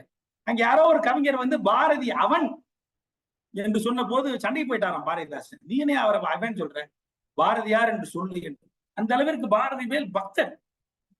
அந்த கருத்துல லேசாக கொஞ்சம் தீவிரமாக பாரதி சொல்லுகிறான், விடுதலைக்கு பிறகு இந்தியா அமரநிலை எய்தும் கிருத யுகம் வரும் என்று சொல்லுகிறான். அதெல்லாம் வரட்டும், முதலில் நாட்டை சமப்படுத்துவோம், பிறகு விடுதலை வருகிற போது வரட்டும். ஆனால் இதந்தரம் சமநோக்கம் இல்லாத நிலத்தில் நல்ல சுதந்திரம் என்ன பயனை தரும் என்று பாரதிதாசன் பாடுகிறான். கூவாயோ கருங்குயிலே, யாரும் ஒன்றென்று கூவாயோ கருங்குயிலே, ஏவலர் இந்தியர் 2ஆம் தொகுதி என்றாய், இக்குறை நீங்கிற்று இனிதாய் நன்றே, கூவாயோ கருங்குயிலே, யாவரும் ஒன்று என்று கூவாயோ கருங்குயிலே என்று பாடுகிறார். அன்புள்ள தலைவர் ஐயா அழகா சொன்னார், எல்லோருக்கும் எல்லாம் என்று இருப்பதான இடத்தை நோக்கி நடக்கின்றது வையம் என்று பாரதிதாசன் பாடுகிறார் என்று சொன்னால், எல்லோரும் ஒன்று என்பதை அழுத்த நிறுத்தமாக ஆணித்தனமாக அவர் சொல்லுகிறார். பொத்தல் இலை களமானார் ஏழை மக்கள், பொத்தல் விழுந்த ஒரு பாத்திரம் போல ஆகிவிட்டார் ஏழை மக்கள், புனல் நிறைந்த தொட்டியை போல ஆனார் செல்வர், தண்ணி ததுங்கு வழிகிற தொட்டியை போல் செல்வர்கள் இங்கே இருக்கிறார்கள். என்னடா நாடு, ஒரு பக்கம் ஓட்ட பாத்திரமா ஒருத்தர் இருக்கான், ஒரு பக்கம் தண்ணி கொழிக்கிறது, புதுக்கணக்கு போட்டு விடு, பொருளை எல்லாம் பொதுவாக எல்லாருக்கும் குத்தகை செய்கின்றார், புதுசா ஒரு கணக்கு போடு, பொருளை எல்லாருக்கும் பண்ணி கொடுனார். அந்த பாரதிதாசனுடைய வழித்துறை எப்படின்னா, பாரதிக்கு பாரதிதாசன் ஒரு சீடராக இருந்தாரோ, அந்த பாரதிதாசனுடைய சீடனாக பட்டுக்கோட்டை வருகிறான். அவன் பாரதிதாசன் துணை என்று போட்டுக்கிற பாரதிதாசன் பட்டுக்கோட்டை வந்து பாரதிதாசனுடைய அனைத்தையும் எடுத்துக்கொள்ளவில்லை, அதுல இருக்கக்கூடிய சமத்துவத்தை எடுத்துக்கொள்கிறான். எப்படி பிரியுது பாருங்க. அதாவது ஒரு குருவாக இருந்தாலும் அவன் சொல்றதை எல்லாத்தையும் கண்ண மூடிட்டு கேட்க வேண்டியது இல்லை. நான் எப்பவுமே என்ன சொல்லுவேன், நம்ம தலைவரா இருக்கிறோம், தலைவரா இருக்கானா அவன் பண்ற தப்பையும் நம்ம தப்புன்னு சொல்லக்கூடாது, ஏத்துக்க கூடாது. ஒரு அரசியல் கட்சியை ஆதரிக்கிறோம்னா அவன் பண்ற ஊழலையும் அதை ஏத்துக்க கூடாது. தப்பு என்றால் தப்பு தான், நமக்கு எது சரியாக செய்கிறதோ அதை நோக்கி நாடுபவன் தான், அதை நோக்கி நடப்பவன் தான் கவிஞன். பட்டுக்கோட்டை கல்யாணம் அதுல இருந்து எடுத்துக்கிறாரு. என்ன எடுத்துக்கிறாரு? சாமிக்கு தெரியும் பூமிக்கு தெரியும் ஏழைகள் நிலைமை, சாமி மறுத்தாலும் பூமி தந்திடும் தகுந்த பலனை. செய்யும் தொழிலே தெய்வம், அதில் திறமைதான் நமது செய்வோம், கல்வி காலம்தான் உதவி கொண்ட கடமைதான் நமக்கு பதவி. அவ்வளவு அழகாக பொது உடைமையை அவர் கை கொண்டார். எதற்காக சொல்கிறேன் என்று சொன்னால், இப்படி பொத்தல் இலை களமானார் ஏழை மக்கள், புனல் நிறைந்த தொட்டியை போல் யார் இருக்கிறார்? ஆனார் செல்வர். புதுக்கணக்கு போட்டுவிடு பொருளை பொது எல்லாருக்கும் புத்தகை செய் என்று பாடுகிறார். ஓடப்பராய் இருக்கும் ஏழையப்பர் உடையப்பர் ஆகிவிட்டால் ஓர் நொடிக்குள் ஓடப்பர் உடையப்பர் எல்லாம் மாறி ஒப்பப்பர் ஆகிவிடுவார் உணரப்பாணி என்று பாடுகிறான் பாரதிதாசன். என்னவென்று சொன்னால், இந்த உலகத்துல நீ ஏழை பணக்காரன் அது கதையே கிடையாது. சாதி, இவன் உயர்ந்த சாதி தாழ்ந்த சாதி கிடையாது. இவன் மதக்காரன், இவன் வந்து மதத்தால் உயர்ந்தவன் தாழ்ந்தான் உயர்ந்தவன், இது உயர்ந்த மதம் தாழ்ந்த மதம், அனைவரும் ஒன்று, எல்லோரும் ஒன்று என்பதுதான் பாரதிதாசனுடைய இது. அதைத்தான் குழந்தைக்கு கூட அதை சொல்லுகிறார். குழந்தைங்க வயிற்றுல இருக்கிற போதே அந்த குழந்தைங்க அப்பா அம்மா பேசுறது கேட்கணும், அதை கேட்டு ஞானம் வருமா. தாலாட்டு பாடுகிற பொழுது இப்ப நம்ம எல்லாம் என்ன பாடுறோம்? ஆராரோ ஆரிரரோ, மாமே அடிச்சாரோ, மல்லிகைப்பூ செண்டாலே, தாத்தா அடிச்சாரோன்னா இவன் பையன் கேட்டுக்கிட்டு இருப்பான். மாமன் அந்த காலத்துல அடிச்சிருக்கான் போல இருக்கு, வயசு ஆனவொன்னு முதல்ல மாமன்ட்ட தான் சண்டைக்கு போவாங்க. நம்ம என்னத்தை சொல்லி குழந்தைய தாளாட்டணும்? பாரதிதாசன் என்ன சொல்லி பாடுகிறான்? ஆண் குழந்தைக்கு அள்ளும் வறுமை அகற்றாமல் அம்புவிக்கு கொள்ளை நோய் போய் மதத்தை கூட்டி எழும் வைதீகத்தை போராடி போராடி பூக்காமல் காய்க்காமல் வேரோடு பேர்க்க வந்த வீரா, இளம் வீரா என்று குழந்தைக்கு அந்த பகுத்தறிவு கருத்தை அவன் ஊட்டுகிறான். மூடத்தனத்தின் பெண் குழந்தைக்கு பாடுகிறான். மூடத்தனத்தின் உடைநாற்றம் வீசுகின்ற காடு மணக்கும் கற்பூர பெட்டகமே, வேண்டாத சாதி இருட்டை வெளிப்பதற்கு தூண்டா விளக்காய் துளங்கும் பெருமாட்டி. என்ன தமிழ் சார! மூடத்தனத்தின் உடைநாற்றம் வீசுகின்ற காடு மணக்க வரும் கற்பூர பெட்டகம். நீங்க அப்படியே கற்பனை பண்ணி பாருங்க, ஒரு காடே மணக்கிற அளவுக்கு ஒரு பூ மலர்ந்தால் அந்த செடி மணக்கும், அந்த செடி மணக்கும், அந்த செடியை சுத்தி ஒரு 4 சென்டிமீட்டர் மணக்கும் இல்லையா? ஒரு காடே மணக்கிற அளவு ஒரு கற்பூர பெட்டகம் எப்படி இருக்குமோ அதுபோல இந்த பெண் குழந்தை அதுவும் பெண் குழந்தை பிறக்கிறாள் இந்த சமூகம் மணக்க வைப்பதற்காக, வேண்டாத சாதி இருட்டை வெளிப்பதற்கு தூண்டா விளக்காய் துளங்கும் பெருமாட்டி. ஏன் இந்த உண்மையை போடுறான் யோசிச்சு பாருங்க. ஒரு விளக்கு இருந்தா படர்ந்து கிடக்கிற இரட்டை விளக்கு எரிஞ்சிடும். இப்ப நீங்க ஒரு 10 மனுஷனை நீங்க கொல்லணும்னா 10 குண்டு வீசணும், 10 அம்பு வீசணும். ஆனா ஒரு மெழுகுவர்த்தி, ஒரு அறையினுடைய விளக்கு அத்தனை இருட்டு அத்தனையும் அகற்றிவிடும். அப்படி ஒரு குழந்தை, அவர் பெண் குழந்தை தான், ஆனாலும் அவளால் இந்த சமுதாயத்தினுடைய இருட்டை அகற்ற முடியும் என்கிற நம்பிக்கையை அந்த குழந்தைக்கு அவன் ஊட்டுகிறான். இந்த மாதிரி அற்புதமான பாடல்களை சமத்துவத்தை நிலைநிறுத்துகிற பாடல்களை, அனைவரும் ஒன்று என்று வலியுறுத்துகிற பாடல்களை பாடிக்கொண்டே இருந்தார் பாரதிதாசன். ஒரே நடி. சாதி மத பேசங்கள் சமூக வழக்கங்கள் தாங்கி நடைபெற்று வரும் சண்டை உலகிதனை ஊதையினில் துரும்பு போல் அலைக்கழிப்போம், பின்னர் ஒழித்திடுவோம், புதிய ஒரு உலகம் செய்வோம் தலைவர் சொன்னாங்க. அந்த புதிய உலகம் என்பது அனைவருக்குமான உலகம். என் குலம் அனைவருக்குமான உலகம். அற்புதமான பாட்டு. என் குலம் என்றுனை தன்னிடம் ஒட்டிய மக்கட் பெருங்கடல் பார்த்து மகிழ்ச்சிகள் அறிவை விரிவு செய்ய அகண்டமாக்கு விசால பார்வையால் விழுந்து மக்களை அணைந்து கொள் உன்னை சங்கமமாக்கு மானிட சமுத்திரம் நான் என்று கூறினான். மானிட சமுத்திரம். நீங்க சமுத்திரம் ஆகிவிட்ட பொழுது, கடலானதற்கு பிறகு, அதுல எல்லோரும் கலந்து விட்ட பிறகு, அந்த கடலிலே எந்த துளி உயர்ந்த துளி, அந்த கடலிலே எந்த துளி தாழ்ந்த துளி, ஒரு சின்ன ஆறும் அதில் கலக்கிறது, கங்கை போல் பெரிய ஆறும் கலக்கிறது, ஒரு ஓடையும் கலக்கிறது, மழை நீரும் விழுகிறது. அது சங்கமமாக சாகரமாக ஆனதற்கு பிறகு அத்தனை துளிகளும் கடல் துளிதான். அதுபோல மனிதர்கள் அனைவரும் ஒன்றுதான் என்பதைத்தான் திரும்ப திரும்ப சொல்லிக் கொண்டான். ஒரே ஒரு பாட்டு. தூய உள்ளம் அன்புள்ளம் பெரிய உள்ளம் தொல்லுலக மக்கள் எல்லாம் ஒன்றே என்னும் தாய் உள்ளம் அன்றோ இன்பம் அங்கே சண்டை இல்லை தன்னலம்தான் தீர்ந்ததாலே என்று இந்த உலகம் மிக மிக அமைதியாக மகிழ்ச்சி பூங்காடாக இருப்பதற்கான ஒரு வழியை சொல்கிறான். உலக மக்கள் எல்லாம் ஒன்று என்னும் தாய் உள்ளம். குழந்தைகள் எல்லாரும் ஒன்றே மாதிரி நினைக்கக்கூடிய தாய் உள்ளம் ஒவ்வொரு மனிதனுக்கும் வந்துவிட்டால் இந்த உலகமானது சமாதான பூங்காவாக இருக்கும், அமைதியாக இருக்கும். அப்பொழுதுதான் இந்த விடுதலை என்பது கெடுதலையாக இல்லாமல் ஒரு நல்ல நல்ல நிலையை நோக்கி நமக்கு நகர்த்தக்கூடிய ஒரு வாய்ப்பாக இருக்கும் என்பதை பாரதிதாசன் பாடினான். அப்படிப்பட்ட மாபெரும் கவிஞனை, ஒரு அற்புதமான புரட்சி கவியை நமக்கெல்லாம் வழிகாட்டி மறைந்த தமிழ் வள்ளலை நினைவுறுவதற்கு அரிய வாய்ப்பளித்த அன்பிற்குரிய ஐயா கேஜிஆர் அவர்களுக்கும் நெல்லை தீபன் அவர்களுக்கும் என்னுடைய நன்றிகளை சொல்படுத்தி அனைவருக்கும் நன்றி பாராட்டி அமைகிறேன். நன்றி, வணக்கம். மகிழ்ச்சி. ஒரு செறிவான உரையை கொடுத்ததற்காக ஞானவடிவேல் அவர்களுக்கு என்னுடைய நன்றியை தெரிவித்து அடுத்து நெல்லை தீபன் அவர்களை பேசுமாறு அழைக்கின்றேன்.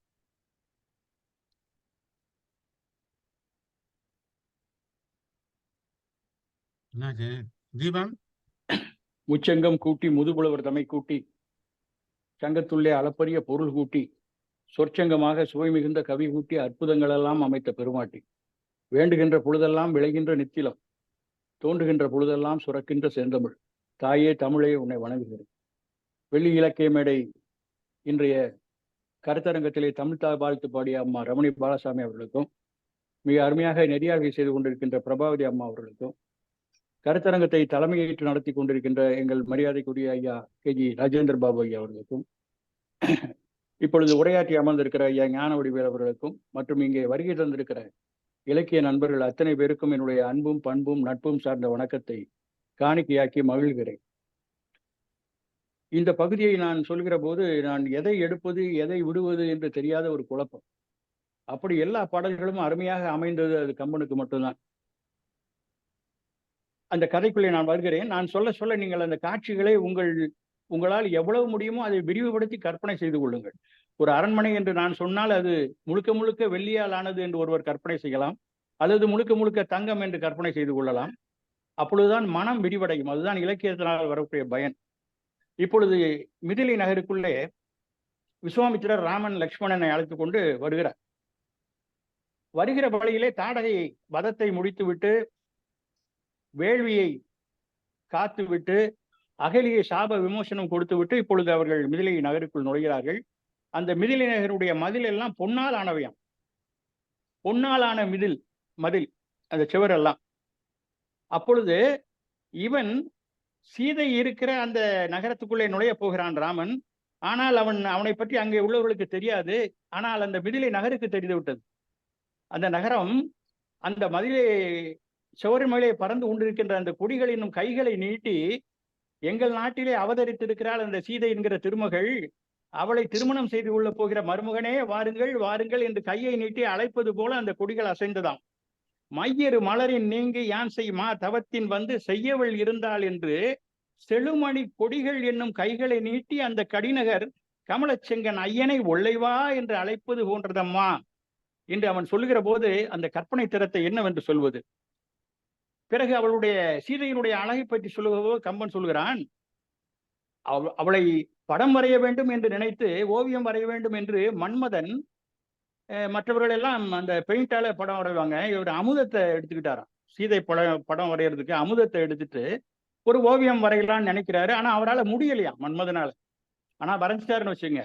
ஆதரித்து அமுதில் கோல் தோய்த்து அவயவம் அமைக்கும் தன்மை யாது என திகைக்கும் அல்லால் மதனர்க்கும் எழுத ஒண்ணா சீதை.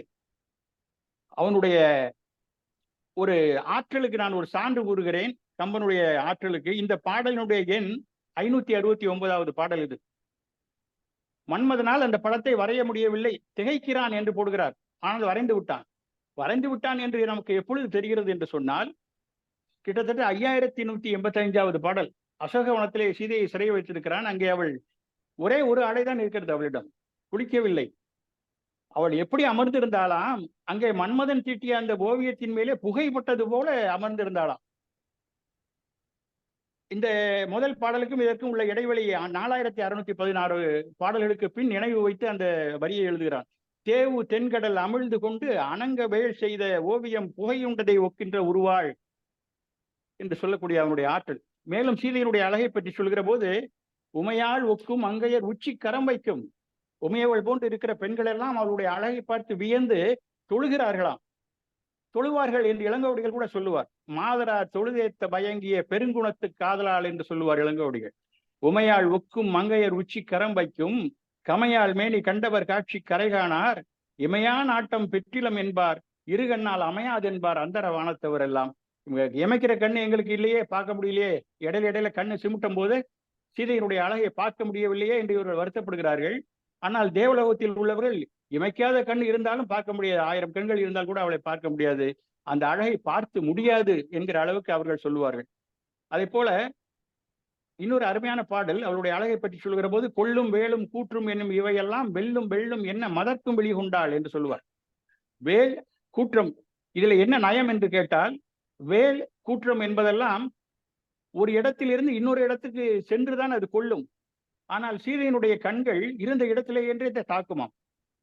கொள்ளும் வேலும் கூற்றும் என்னும் இவையெல்லாம் வெல்லும் வெல்லும் என்ன மதர்க்கும் வெளிகொண்டால் கொள்ளும் தன்மை தன்றது குன்றும் சுவரும் தின் கல்லும் புல்லும் கண்டுருக பெண் கனி நின்றாள். இந்த அக்கிரிணை பொருள்களாகிய கல் மண் புல் எல்லாம் அவைகளால் காண முடியாது சீதையை, அவைகளே உருகுகிறது என்று சொன்னால் மனிதனுடைய மனத்தை பற்றி என்ன சொல்வது? அப்பேற்பட்ட அழகி அவள். கம்பன் இந்த இடத்திலே ஒரு இடத்திலே தோற்று போகிறான். அவ்வளவு பெரிய சக்கரவர்த்தி, கவி சக்கரவர்த்தி தோற்று போகிறான். எப்பொழுது தோற்று போகிறான் என்று சொன்னால், அவளுடைய அழகுக்கு நான் வேறு எதை எங்கே போய் ஊமை எடுத்துக்கொண்டு வருவேன் என்று சொல்கிறான். செப்பும் காலை செங்கமலத்தோல் முதல் யாரும் எப்பெண்பாலும் கொண்டு ஓமைப்போர் ஓமைக்கும். எந்த பெண்ணையாவது ஒரு ஓமை சொல்ல வேண்டும் என்று சொன்னால் திருமகள் போல இருக்கிறாள், லட்சுமி போல இருப்பாள், லட்சணமாக இருக்கிறாள் என்று சொல்வார்கள். ஆனால் அந்த திருமகளே இங்கே சீதையாக பிறந்து விட்ட பிறகு நான் அவளை ஓமை சொல்வதற்கு எங்கிருந்து தேடிக்கொண்டு வருவேன் என்று சொல்கிறார். அப்பெண் தானே ஆயின போது இங்கு அயல் வேறு ஓர் ஒப்பு எங்கே கொண்டு எவ்வகை நாடி உரை செய்வேன் என்று அவருடைய தோல்வியை அங்கே ஒத்துக்கொள்கிறார். இப்பொழுது ராமன், லட்சுமணன், விஸ்வாமித்திரர் அந்த சாலையிலே நடந்து வருகிறார்கள். சீதை கன்னி மாடத்தினுடைய மேலே நின்று கொண்டிருக்கிறாள். அப்பொழுது எல்லோருக்கும் தெரிந்த அந்த அருமையான பாடல், எண்ணரும் நலத்தினால் இருவரும் ஒருவர் பார்க்கிறார்கள் என்று கூட சொல்லக்கூடாது, நோக்குகிறார்கள். எண்ணரும் நலத்தினல் இணையல் நின்றுளி, அவள் நின்று கொண்டிருக்கிற போது கண்ணொடு கண்ணினை கவ்வி ஒன்றை ஒன்று உண்ணவும் நிலைபெறாது உணர்வும் ஒன்றிட அண்ணலும் நோக்கினான் அவளும் நோக்கினார். இது பார்ப்பதற்கும் நோக்குவதற்கும் என்ன வேறுபாடு என்று கேட்டால், ஒரு குறிப்பிட்ட ஒரு கொள்கையோடு இதை நாம் பார்க்க வேண்டும் என்று பார்ப்பது, ஆனால் தற்செயலாக நிகழ்வது நோக்குவது.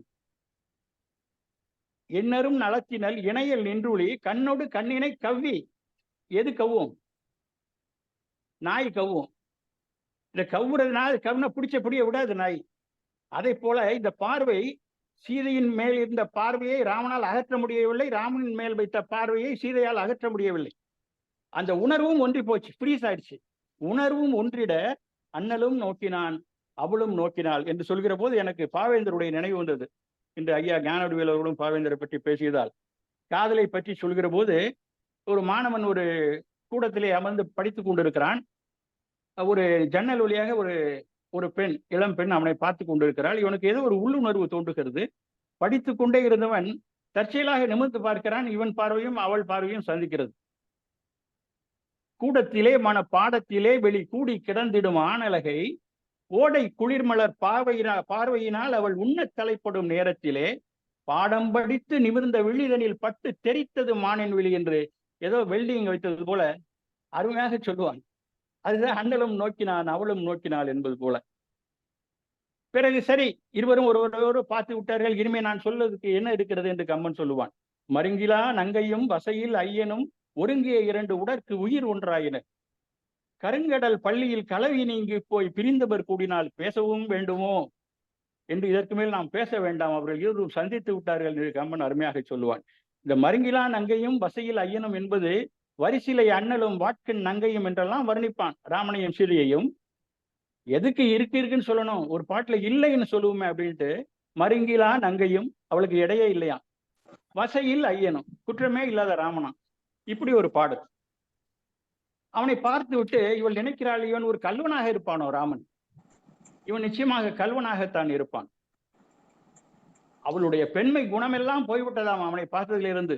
பெண்வழி நலனோடும் பிறந்த நானோடும் என் வழி உணர்வும் சிந்திக்கிற ஆற்றலும் போய்விட்டது. எங்கும் காண்கிறேன், எங்க போச்சுன்னே தெரியலையே. மண்வழி நடந்து அடி வருந்த போனவன் கண்வழி நுழையும் ஒரு கல்வனே குலாம்.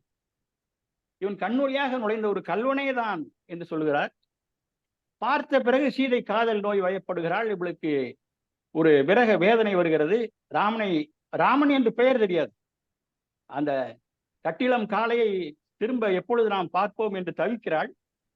தோழிகள் அவளை அழைத்து கொண்டு போய் மலர் படுக்கையிலே படுக்க வைத்து அவளுடைய காம வேட்கையை தணிப்பதற்காக முயற்சி செய்கிறார்கள். அப்பொழுது சூரியன் மறைகிறான். இந்த சூரியன் மறைகிற காட்சியை எப்படி சொல்கிறார்? இவளுக்கு பிடித்த அந்த காமத்தி தன்னையும் சுட்டு விடுமோ என்று பயந்து போய் சூரியன் ஓடி போய் கடலில் மூழ்கி விட்டானாம். அன்ன மென்னடை அவட்கமைந்த காமத்தி தன்னையும் சுடுவது தரிக்கிலான் என நன்னெடுங்கரங்கள் நடுக்கி ஓடி போய் முன்னை வெங்கதிரவன் கடலில் மூழ்கினான் என்று அருமையாக அந்த சூரியன் மறைவதை சொல்லுவார். இது ஒரு பக்கம் நடக்கிறது.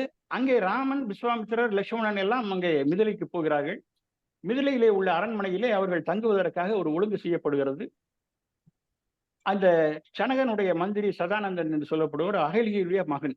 அகலிகை அவளுடைய மகன் சதானந்தன். அவர் எல்லா ஒழுங்கையும் செய்து கொடுக்கிறார். அங்கே விஸ்வாமித்திரர், லக்ஷ்மணன் எல்லாரும் நித்திரை கொள்கிறார்கள். ஆனால் ராமனால் தூங்க முடியவில்லை. அவனுக்கு தூக்கம் வரவில்லை. ஒரு பெண்ணை பார்த்து மயங்கி அவளுடைய நினைவாலே அவனுக்கு தூக்கம் வராமல் இல்லை. என்ன அதிலே நடந்தது என்று கேட்டால், அந்த கன்னி மாடத்திலே அவள் நின்று கொண்டிருந்த போது ஏதோ ஒரு பொது பார்வையாகத்தான் அவன் பார்த்திருக்க முடியும். இப்பொழுது அவன் நினைக்கிறான், ஒருவேளை நான் பார்த்தது ஒரு மணமான பெண்ணாக இருந்து விட்டால் நான் எத்தனை பெரிய பாவத்தை செய்தனாவேன். ஒருவேளை அவள் திருமணமான பெண்ணாக இருந்தால் நான் செய்தது தவறு அல்லவா என்று அவனுடைய மனம் பரிதவிக்கிறது. ஆனால் பிறகு ஒரு முடிவு செய்கிறான், இதுவரைக்கும் என் மனம் போன வழியெல்லாம் நல்ல வழியில் தான் போயிருக்கிறது. அது தீய வழியில் போனதே இல்லை. எப்போதும் அது நல்ல வழியிலே செல்வதால் அவள் நிச்சயமாக கன்னியாகத்தான் இருக்க முடியும் என்ற முடிவுக்கு வருகிறாள். அங்கே உமையாளுக்கும் மங்கையர் உச்சி கரம் வைக்கும் என்கிற அளவுக்கு சீதையை அழகுபடுத்தி காட்டிய கம்பன் ராமனை அழகுபடுத்தி காண்பிக்கவில்லை அந்த காட்சியிலே. அது ஏன் என்று பார்க்கிற போது, ஒரு ஆணுக்கு நெஞ்ச தெளிவுதான் அழகு என்பதற்காக அவன் ராமனை எந்த விதமான ஆடை அலங்காரங்கள் செய்து அவனை காட்டவில்லை.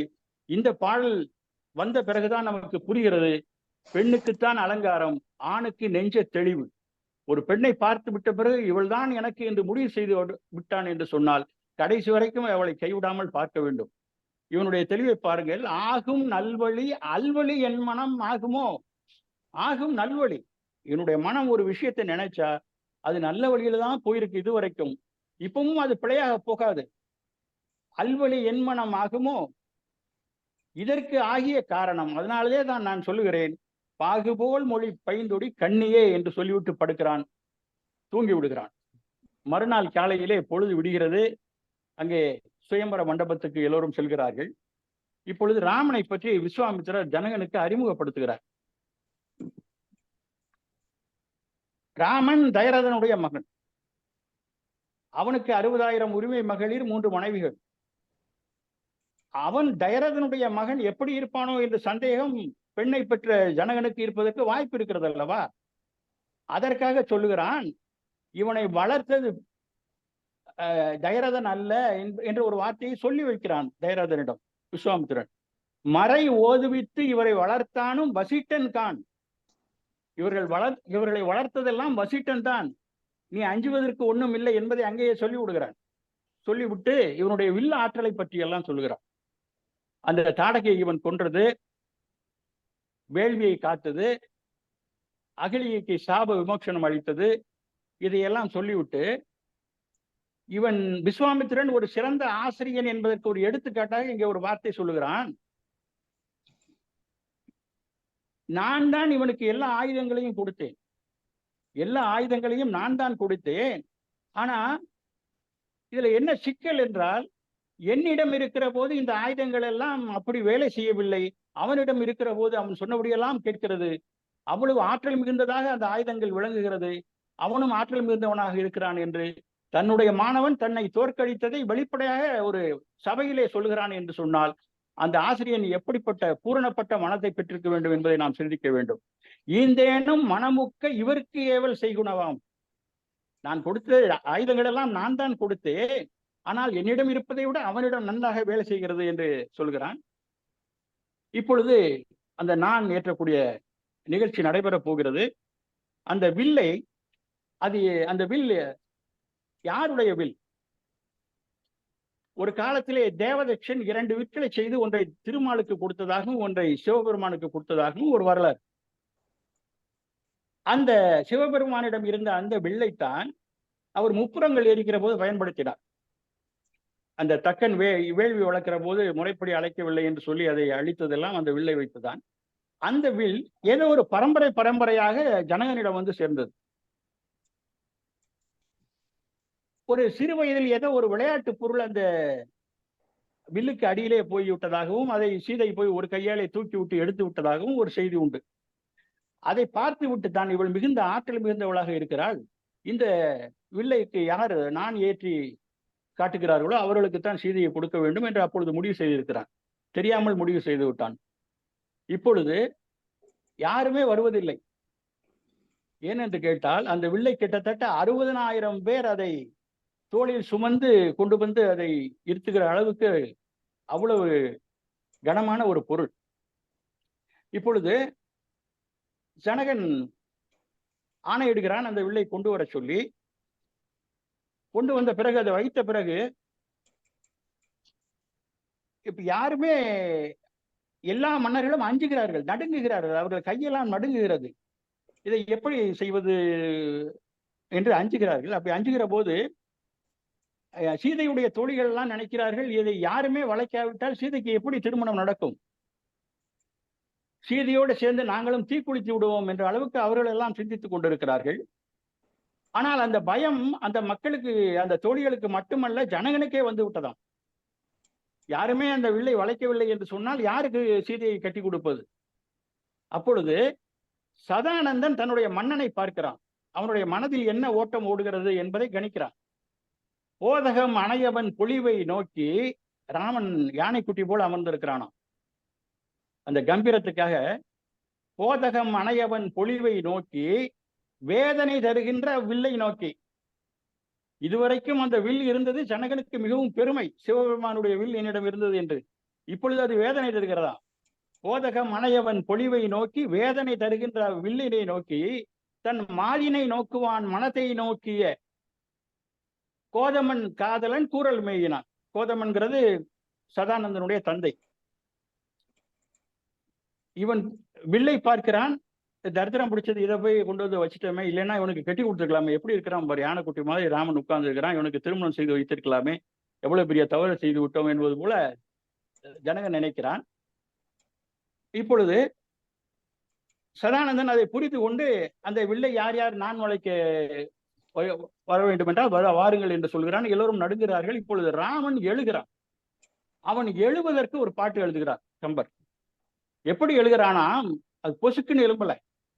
இந்த வேள்வி யாகம் வளர்க்கும் போது நெய் ஊத்த ஊத்த இப்படி எழுந்திருக்கும்ல, மெதுவா கொஞ்சம் கொஞ்சமா அந்த மாதிரி. பொழிந்த நெய் ஆகுதி வாய்வழி பொங்கி எழுந்த கொழுங்கணல் என்ன எழுந்தான். அப்படி மெதுவா கம்பீரமா எழுதுறான். அந்த சபையே ஆச்சரியப்படுகிறது, என்ன கம்பீரம் என்று. அழிந்தது வில் என விண்ணவர் ஆத்தார், மொழிந்தனர் ஆசிகள் முப்பகை வென்றார். முனிவர்கள் எல்லாம் ஆசி கூறுகிறார்கள். அந்த கூட்டத்துல நாட்டு மக்கள் எல்லாம் அமர்ந்திருக்கிறார்கள். அதுல 2 வயசு போன கிழவிங்க 2 பேர் பேசிக்கிறாங்க அவங்களுக்குள்ள. இதுதான் சிறப்பு. பொதுவாக கல்யாண வீடுகளில் என்ன நடக்கும் என்பதை கம்பன் அங்கே படம் பிடித்து காட்டுகிறான். இந்த மன்னன், சனக மன்னன், உண்மையிலேயே திருமணம் வைத்து வைக்க வேண்டும் சீதைக்கு என்று நினைத்திருந்தால் இந்த பையனை கூப்பிட்டு, இந்தாப்பா இந்த பொண்ணை பிடிச்சுக்கோ, கல்யாணம் பண்ணிக்கன்னு சொல்றதை விட்டுப்புட்டு சிவபெருமான் வில்லை தூக்கி, அவ்வளவு பெரிய வில்லை இந்த பையன் முன்னாடி கொண்டு வைக்கிறானே, இது எவ்வளவு முட்டாள்தனம் அப்படின்னு சொல்றா ஒருத்தி. வள்ளல் மனத்தை மகிழ்ந்தனன் என்றாள். மனம் என்பது திருமணம். வள்ளல் மனத்தை மகிழ்ந்தனன் என்றால் கொல் என முன்பே கொடுப்பதே அல்லால் வெள்ளம் அணைத்தவன் வில்லை எடுத்து இப்பிள்ளை முன்னிட்டது பேதமை என்றோ. வெள்ளம் அணைத்தவன்னா சிவபெருமான், கங்கையை தலையில் வைத்திருக்கக்கூடிய சிவபெருமான். அப்புறம் இன்னொரு பொம்பளை சொல்றா, ஞான முனிக்கு ஒரு நானிலை என்பார். இந்த விஸ்வாமித்திரன் தானே கூட்டு வந்தான், அவனுக்கு கொஞ்சமாவது அறிவு இருக்கா? ஒண்ணு கட்டி கொடுத்தானா கட்டி கொடு, இந்த வில்லெல்லாம் என் பையன் வளைக்க மாட்டான்னு கூட்டிட்டு போயிட வேண்டியதானே. ஞான முனிக்கு ஒரு நானிலை என்பார், கோணி இவனில் கொடியாரிலை என்பார். ஜனக மன்னன் மாதிரி கொடியவன் ஒருத்தரும் இல்லை. இப்படி ஒரு வில்லை தூக்கி அந்த புள்ள முன்னால வச்சு அந்த கிழவிகளுக்கெல்லாம் என்னன்னா கோசலையினுடைய அந்த தாய்மை உணர்ச்சி இவர்களுக்கு வருகிறது. ராமனை பார்த்தவுடன் மாணவன் ஈச்சிலை வளையானேல் மாணவன் ஈச்சிலை கால் வளையானேல் பீனதனத்தவள் பேரிழல் என்பார். இவன் அந்த வில்லை வளைக்காவிட்டால் அவளுக்கு திருமணம் நடக்காமல் போய்விடுமே என்று நினைக்கிறார்கள். இப்பொழுது ராமன் நடக்கிறான். எழுந்தான் முதலிலே, இப்பொழுது நடக்கிறான். நடப்பதை சொல்ல வேண்டும். அதற்கு ஒரு பாடல் கம்பர். தோகையர் இன்னன விளம்பிட, இந்த பெண்கள் எல்லாம் இப்படி பேசிக் கொண்டிருக்க, நல்லோர் ஓகை விளம்பிட, நல்லோர்கள் எல்லாம் ஆசி கூற, உம்பர் ஓப்ப, தேவர்கள் எல்லாம் மகிழ்ச்சி அடைய, மாக மடங்களும் மால்விடையும் பொன் நாகமும் நாகமும் நாண நடந்தான். எருது எப்படி கம்பீரமா போகுமோ அப்படி நடக்கிறானா. பொன் நாகம், நாகம் என்பது மலை, மேருமலை போல கம்பீரமாக நடக்கிறானா. நாகம் என்றால் யானை என்று ஒரு பொருள் உண்டு. யானையை போல கம்பீரமாக நடக்கிறான். அங்கே சென்று அந்த வில்லை எப்படி எளிதாக தூக்குகிறான் என்றால், சீதைக்கு சூட்ட போகிற மாலையை எவ்வளவு எளிதாக தூக்க முடியுமோ அப்படி தூக்குறான். ஆடக மால்வரை அன்னது தன்னை தேட அருமாமணி சீதை எனும் பொன் சூடக வாழ்வளை சூட்டிட நீட்டும் ஏடவிள் மாலை இது என்ன எடுத்தான். அவள் கழுத்திலே சூட போகிற மாலையை எடுப்பது போல மிக எளிதாக எடுத்தானாம். இப்பொழுது நான் ஏற்றுகிறான். எல்லோரும் அதிசயமாக ராமனையே பார்த்து கொண்டிருக்கிறார்கள். அவனுடைய கம்பீரத்திலே மயங்கி, அவனுடைய ஆற்றலிலே மயங்கி அங்கேயே பார்த்து கொண்டிருக்கிறார்கள். பார்த்து கொண்டிருக்கிற போது தடுத்து இமையாமல் இருந்தவர் பார்த்து கொண்டேதான் இருந்தார்கள். தாளின் மடுத்ததும் அந்த வில்லினுடைய ஒரு முனையை அவனுடைய தாளிலே ஒரு விரலிலே கட்டை விரலிலே மீழ்த்து கொண்டுதான் அந்த நூலை சுற்ற வேண்டும். மடுத்ததும் நான் நுதி வைத்ததும் நோக்கார் கடுப்பினில் யாரும் அறிந்திலர். இதெல்லாம் வெகு வேகமாக நடந்தது. கடுப்பினில் யாரும் அறிந்திலர். கையால் எடுத்தது கண்டனர், இற்றது கேட்டனர். கையில் எடுத்ததை பார்த்தார்கள், இற்றதை கேட்டார்கள். நம்மூர் புலவர்கள் என்றால் எடுத்தது கண்டனர், உடைந்தது கேட்டனர் என்று எழுதுவார்கள். இற்றது கேட்டனர் என்றதற்கு ஒரு பொருள் என்ன என்று சொன்னால், ராமனுடைய ஆற்றலுக்கு முன்னால் அந்த வில் செயலிழந்து விட்டது, அதனாலே இற்றது கேட்டனர் என்று கம்பர் எழுதினார். இதிலே வான்மீகியில் எழுதுகிற போது, இதை சொல்கிற போது இந்த செயல் என்பது ராமனுடைய வீரனை குறிக்கிறது, வீரத்தை குறிக்கிறது என்று எழுதுவார். ஆனால் கம்பன் இதை சொல்கிற போது அது காதலின் வெற்றி என்பதை தெளிவாக நமக்கு உணர்த்துகிறான். எல்லோரும் மகிழ்ச்சி அடைகிறார்கள். இதிலே ஒரு வேடிக்கை என்ன என்று சொன்னால், ஊடல் கொண்ட தம்பதியர்கள் கூட இந்த நிகழ்ச்சிக்கு அப்புறம் ஒன்று சேர்ந்து அந்த அரங்கத்தை விட்டு வெளியே போகிறார்களாம். அப்படி ஒரு தாக்கத்தை ஏற்படுத்தி விட்டது. இப்பொழுது சரி, ராமனுக்கு தான் சீதை, சீதைக்கு தான் ராமன் என்று ஆகிவிட்டது. இப்பொழுது இரண்டு பிரிவாக அவர்கள் பிரிகிறார்கள். மாப்பிள்ளை வீடு, பொண்ணு வீடு, அப்படி இரண்டு பிரிவுகளாக பிரிகிறார்கள். பிரிந்து கொண்டு இந்த ராமன் பக்கம் உள்ளவங்க அவங்க சொல்றாங்க, நம்பியை காண நங்கைக்கு 1000 நயனம் வேண்டும். இவனை ராமனை பாக்குறதுக்கு சீதைக்கு 1000 கண்ணு வேண்டும் அப்படின்னு அவங்க சொல்றாங்க. இந்த பக்கம் சீதை ஆட்கள் என்ன சொல்றாங்க, கொம்பினை காணுந்தோறும் குறிசிக்கு அங்கனேயம். சீதையை பார்க்கும் போது ஒவ்வொரு தடவையும் ராமனுக்கு 1000 கண்ணு வேணும்ன்றாங்க. ஏன்னா ஏமைச்சிருமா, மறுபடியும் வேணும், 1000 கண்ணு வேணும் திரும்பவும் பாக்குறதுக்கு. நம்பியை காண நங்கைக்கு 1000 நயனம் வேண்டும், கொம்பினை காணுந்தோறும் குறிசிக்கும் அன்னதேயாம். சரி, அவங்க அந்த வயசு போன கிழவிங்க சொல்றாங்க, உடுங்கடி ராமனுக்கு சீதை, சீதைக்கு ராமன் ஆகி போச்சு, இந்த குமரி பொண்ணுங்களாம் அங்க வாங்கடி, அங்க பாரு அழகா இருக்கான் பாரு, லட்சுமணனை பாருங்கடின்றாங்க அவங்க. தம்பியை காண்மின் என்பார், தம்பியை காண்மின் என்பார், தவமுடைத்து உலகம் என்பார். இந்த ராமன லட்சுமணனை எல்லாம் இங்கே அழைத்து வந்ததற்கு இந்த உலகம் தவம் செய்திருக்கிறது என்று அவர்கள் சொல்வார்கள். இம்பரின் நகரில் தந்த முனிவனை இறஞ்சதும் என்பார். இவர்களை இங்கே கூட்டி வந்த இந்த விஸ்வாமித்திரரை நாம் எல்லாம் வணங்க வேண்டும் என்று சொல்வார். இந்த ஒரு அழகை பார்த்து ரசித்துக் கொண்டிருக்கிற போது இமை மூடிவிட்டால் அது இடைஞ்சலாக இருக்கிறதா என்றால் சிலப்பதிகாரத்தில் அருமையாக சொல்வார் இளங்கோவடிகள். திருமாலை சொல்கிற போது பெரியவனை மாயவனை கண் இமைத்து காண்பார்தம் கண் என்ன கண்ணே, கண் இமைக்காமல் பார்க்க வேண்டுமா, கண் இமைத்து காண்பார்தம் கண் என்ன கண்ணே என்று சொல்வார். இங்கே நடந்த நிகழ்ச்சிகளை எல்லாம் சீதை பார்க்கவில்லை. சீதை அங்கே வர முடியாது சுயம்பரம் நடக்கிற மண்டபத்திற்கு. அதனாலே அவருடைய தோழி நீலமாலை இங்கே அவள் அனுப்பி வைக்கிறாள். நான் அங்கே கன்னிமாடத்தில் இருந்து பார்த்த அதே இளைஞன் தானா இந்த வில்லை முறிப்பது என்பதை பார்த்து விட்டு வா, இல்லை வேறு யாராவது அதை உடைத்தால் நான் உயிரோடு இருக்க மாட்டேன் என்று சொல்கிறார். அந்த முடிவுக்கு அவள் வந்து விட்டால் ஆனால் நீலமாலை என்கிற சீதையினுடைய தோழி இதை பார்த்துவிட்டு ஓடியே சென்று அந்த அரண்மனைக்கு சென்று சீதையிடம் இந்த செய்தியை தெரிவிக்கிறாள். சீதை மகிழ்ச்சி அடைகிறாள். இங்கே ஜனகன் விஸ்வாமித்திரரிடம் பேசி தயரதனுக்கு முறையாக தூது அனுப்புவோம், இந்த மகிழ்ச்சியான செய்தியை சொல்லி திருமண நாளை குறிக்கலாம் என்று சொல்லி எல்லோரும் மகிழ்ச்சியாக இருக்கிறார்கள் என்று சொல்லி இத்தனை நேரம் பொறுமையாக கேட்ட உங்கள் அத்தனை பேருக்கும் என்னுடைய நன்றியை தெரிவித்து அமைகிறேன். நன்றி, வணக்கம். நண்பர்களே, 2 சொற்பொழிவாளர்கள் மிக அருமையாக தங்களுடைய பங்கினை இங்கே செலுத்தியிருக்கிறார். ஒரே வார்த்தையில் சொல்வதானால் 2 பேருமாக சேர்ந்து இங்கே ஞான தீபம் ஏற்றியிருக்கிறார். ஞான வடிவேலும் நல்லதீபனுமாக சேர்ந்து ஞான தீபத்தை இங்கே ஏற்றியிருக்கின்றார். 2 பேரும் அவரவருடைய கருத்துக்களை மிக அழுத்தமாக வைத்திருக்கின்றார். ஞான வடிவேலு பேசுகின்ற பொழுது பாரதிதாசனுடைய ஆரம்ப காலகட்டத்தில் எழுதிய கவிதைகளை எல்லாம் இங்கே எடுத்து குறிப்பிட்டு பாரதியிடமிருந்து கொஞ்சம் அவர் மாறுபட்டு போயிருக்கிறார் என்பதையும் மிக தெளிவாக எடுத்து சொல்லியிருக்கிறார். எங்கெங்கு காணினும் சக்தியடா என்கின்ற பாடல் பாரதியிடத்திலே பாடப்பட்டு அது என்னுடைய கவிதா மண்டலத்திலே ஒரு புலவர் எழுதிய பாட்டு என்று பாரதி பத்திரிகையிலே வெளியிட்டார் என்கின்ற செய்தியும் உண்மை. அவர் சொன்னார் அல்லவா, காலை ஒருவன் கவிச்சுவையை என்று ஒரு பத்தி இருக்கிறதே, இந்த ஒரு பத்தி பாரதிதாசன் பின்னாலே எழுதி மொத்தமும் 4 பத்தி எழுதியிருக்கிறார். ஆனால் புத்தகத்திலே இப்ப 2 தான் கிடைத்திருக்கிறது. அந்த கடைசியிலே அவர் எழுதியிருக்கிற பத்தி என்பது அந்த 4 பத்தியுமாக சேர்ந்து மணிக்கொடியிலே வெளியிடப்பட்டது என்கின்ற ஒரு சரித்திர குறிப்பு கூட உண்டு. சேர்க்கட்டும். பாரதிதாசன் எந்த ஒரு கவிஞனாக இருந்தாலும் கூட அந்த கால சமுதாயத்துக்கு என்ன தேவையோ அதை பாடுகின்ற பொழுதுதான் அவன் மக்களால் நினைக்கப்படுகின்றான். சுப்பிரமணிய துதி பாடிய பொழுதோ, ராமாயணத்தை பற்றி பெருமையாக பேசிய பொழுதோ பாரதிதாசனுக்கு வராத புகழ் பின்னாலே இந்த சமுதாய சிந்தனைகளை பற்றி பாடுகின்ற பொழுது அவனுக்கு வந்து சேர்ந்திருக்கிறார். விடுதலை போர் என்று சொன்னால் அது பாரதி. சமுதாயத்துக்கு தேவையான சீர்திருத்தங்கள் என்று சொன்னால் அது பாரதிதாசன். ஆடவரின் காதலுக்கும் பெண்கள் கூட்டம் அடைகின்ற காதலுக்கும் மாற்றம் உண்டோ? இன்றைக்கு பேடகன்ற அன்றிலை போல் மனைவி செத்தால் பெருங்கிழவன் காதல் செய்ய பெண் கேட்கின்றான். வாடாத பூ போன்ற மங்கை நல்லால் மணந்தால்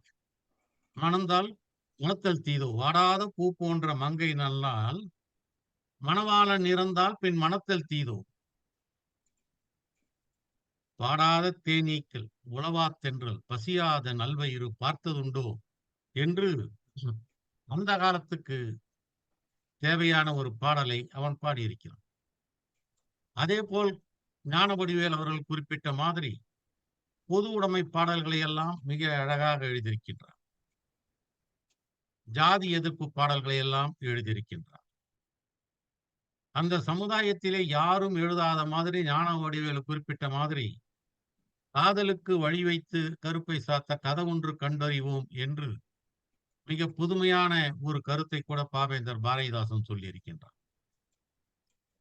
தமிழை பற்றி ஏராளமான பாடல்கள் அவர் பாடி வைத்திருக்கின்றார். நீலச்சுடர்மணி வானம், அழகு பாருங்க, அந்த அவர் எழுதுற அழக பாருங்க.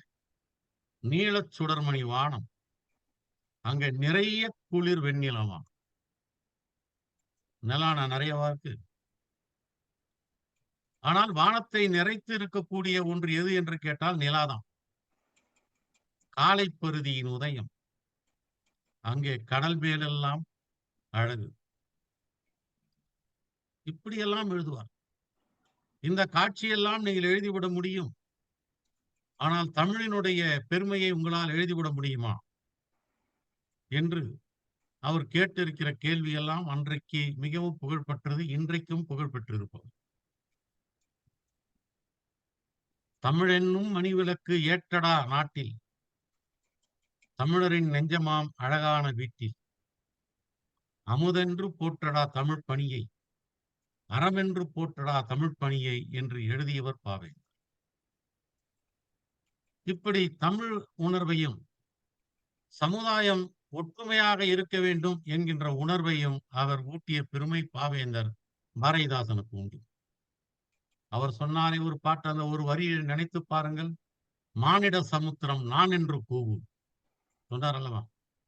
மானிட சமுத்திரம் நான் என்று கூவும். எவ்வளவு பெரிய வரி! அந்த சமுத்திரத்திலே ஒரு துளிதான் நான். ஆனால் துளியாக இருந்தால் நமக்கு என்ன மதிப்பு? இந்த சமுத்திரத்திலே ஒன்றாக இருக்கின்ற பொழுதுதான் நமக்கு ஒரு மதிப்பு. நான் சொல்றார், புவியை நடத்து, பொதுவில் நடத்து. எப்படி நடத்தணும்? வெள்ள அன்பால், அன்பினுடைய பெருக்கால் இப்படி நடத்து என்றெல்லாம் மிக அரிய கவிதைகளை கொடுத்த பெருமை பாவேந்தர் பாரதிதாசனுக்கு. ஒரு காஷ்மீரத்து புலவன் சௌர பஞ்சாசிகா என்று ஒரு குறுங்காவியத்தை எழுதினான். எழுதியவன் பில்கணியன். அதுதான் பாவேந்தர் பாரதிதாசன் எழுதிய புரட்சி கவி என்கின்ற குறு நாடகம். அந்த சௌர பஞ்சாசிகா என்பது காதல் பாட்டு, ஒரு 50 காதல் பாட்டு. அது பல மொழிகளிலே மொழிபெயர்க்கப்பட்டது. அந்த பாட்டு வெறும் காதல் பாட்டு. இதே மாதிரிதான் அரசனுடைய மகள், ஒரு புலவன் சந்திப்பார்கள், பேசுவார்கள், அவனுக்கு தண்டனை கொடுக்க வருவார்கள். அவன் ஒரு 50 காதல் பாட்டை பாடுவான், பிறகு அரசன் விடுதலை செய்து விடுவான் என்று வரும். ஆனால் அந்த மைய கருத்தை எடுத்து வைத்துக் கொண்டு 2 பேரும் காதலிக்கிற வரையில் சரி, பிறகு அவன் காதல் பாட்டு பாடுகிறவனாக பாவேந்தர் காட்டவில்லை. தொழிலாளர்கள் மத்தியிலே நின்று பாடுகிறவனாகத்தான் அதை பாட்டியிருக்கிறான். ஒரு புகழ்வாய்ந்த பாட்டு. சிற்றூரும் வரப்படுத்த வயலும் 6 தேக்கேனல் வாய்க்காலும் என்று ஆரம்பித்து மிகப்பெரிய அளவிலே செல்லக்கூடிய அந்த பாட்டை பாவேந்தர் பாரதிதாசன் பாடியிருப்பார். அந்த கதையினுடைய கருவை மட்டும் அந்த வகையிலே கூட அவன் பாரதியோடு ஒத்து போனவன் தான். பாஞ்சாலி சபதம் கூட அப்படித்தான் பாரதி எழுதினான். அங்கிருந்துதான் எடுத்தது. கம்பன் கூட அங்கிருந்துதான் எடுத்தது. வடமொழியிலே இருந்தான் அதை எடுத்திருக்கிறான். பாரதியினுடைய பாஞ்சாலி சபதத்தை பார்த்துதான் ஒரு புதிய எளிய நடையிலே எழுத வேண்டும் என்று பாரதிதாசன் முயற்சி செய்திருக்கிறார். எனக்கு புதிய நடையை காட்டியவன், புதுநெறி காட்டிய புலவன் பாரதி என்பதை பாரதிதாசன் அழுத்தம் திருத்தமாக சொல்லியிருக்கிறார். எந்த காலத்திலும் அவன் பாரதியை விட்டு கொடுத்ததே இல்லை. பெரியாருக்கு முன்னாலும் பாரதிக்கு முன்னாலும் நான் சுருட்டு பிடிக்க மாட்டேன் என்று சொன்னவர் பாரதிதாசன். இப்படி பாரதியின் மீது அவனுக்கு அளவுக்கு மீறி அன்பு, இந்த சமுதாயத்தினுடைய ஏற்றத்தாழ்வுகளை எல்லாம் போக்கி ஒன்றாக இருக்க வேண்டும், அனைவரும் சமமாக இருக்க வேண்டும் என்ற விருப்பத்தை வெளியிட்டவன் பாவேந்தர் பாரதிதாசன். அந்த சிறப்புகளை எல்லாம் மிக அழகாக ஞான ஒளிவேல் அவர்கள் இங்கே எடுத்து காட்டியிருக்கின்றார். கொஞ்சம் கூடுதலாக என்னை பாராட்டியிருக்கிறார். அது ஒரு தாய் மகனை பாராட்டுகிற போது என்னுடைய ராஜா என்று சொன்னால் உடனே என் தலையிலே கிரீடம் இருக்கிறதா என்று நான் பார்க்கக்கூடாது. அது வெறும் அன்பின் வெளிப்பாடு என்று நான் நினைத்துக் கொள்ள வேண்டும். அவ்வளவு. நல்லை தீபன் அவர்கள் அந்த மிதலை காட்சி படலத்திலே இருந்து ஆரம்பித்து இந்த கார்முக படம் வரையிலே இங்கே மிக சிறப்பாக ஒவ்வொரு பாடலாக எடுத்து இங்கே காட்டியிருக்கின்றார். இந்த கார்முக படலத்தில் அவர் சீதையினுடைய அழகெல்லாம் ரொம்ப அழகா சொன்னார். ஆதரித்து அமுதத்தில் தோய்த்து அவையகம் படைக்கும் தன்மை யாதனம் தெரியாமல் இருந்த மதனார், அந்த எழுதுறவனுக்கு அது தெரியவே இல்லையா.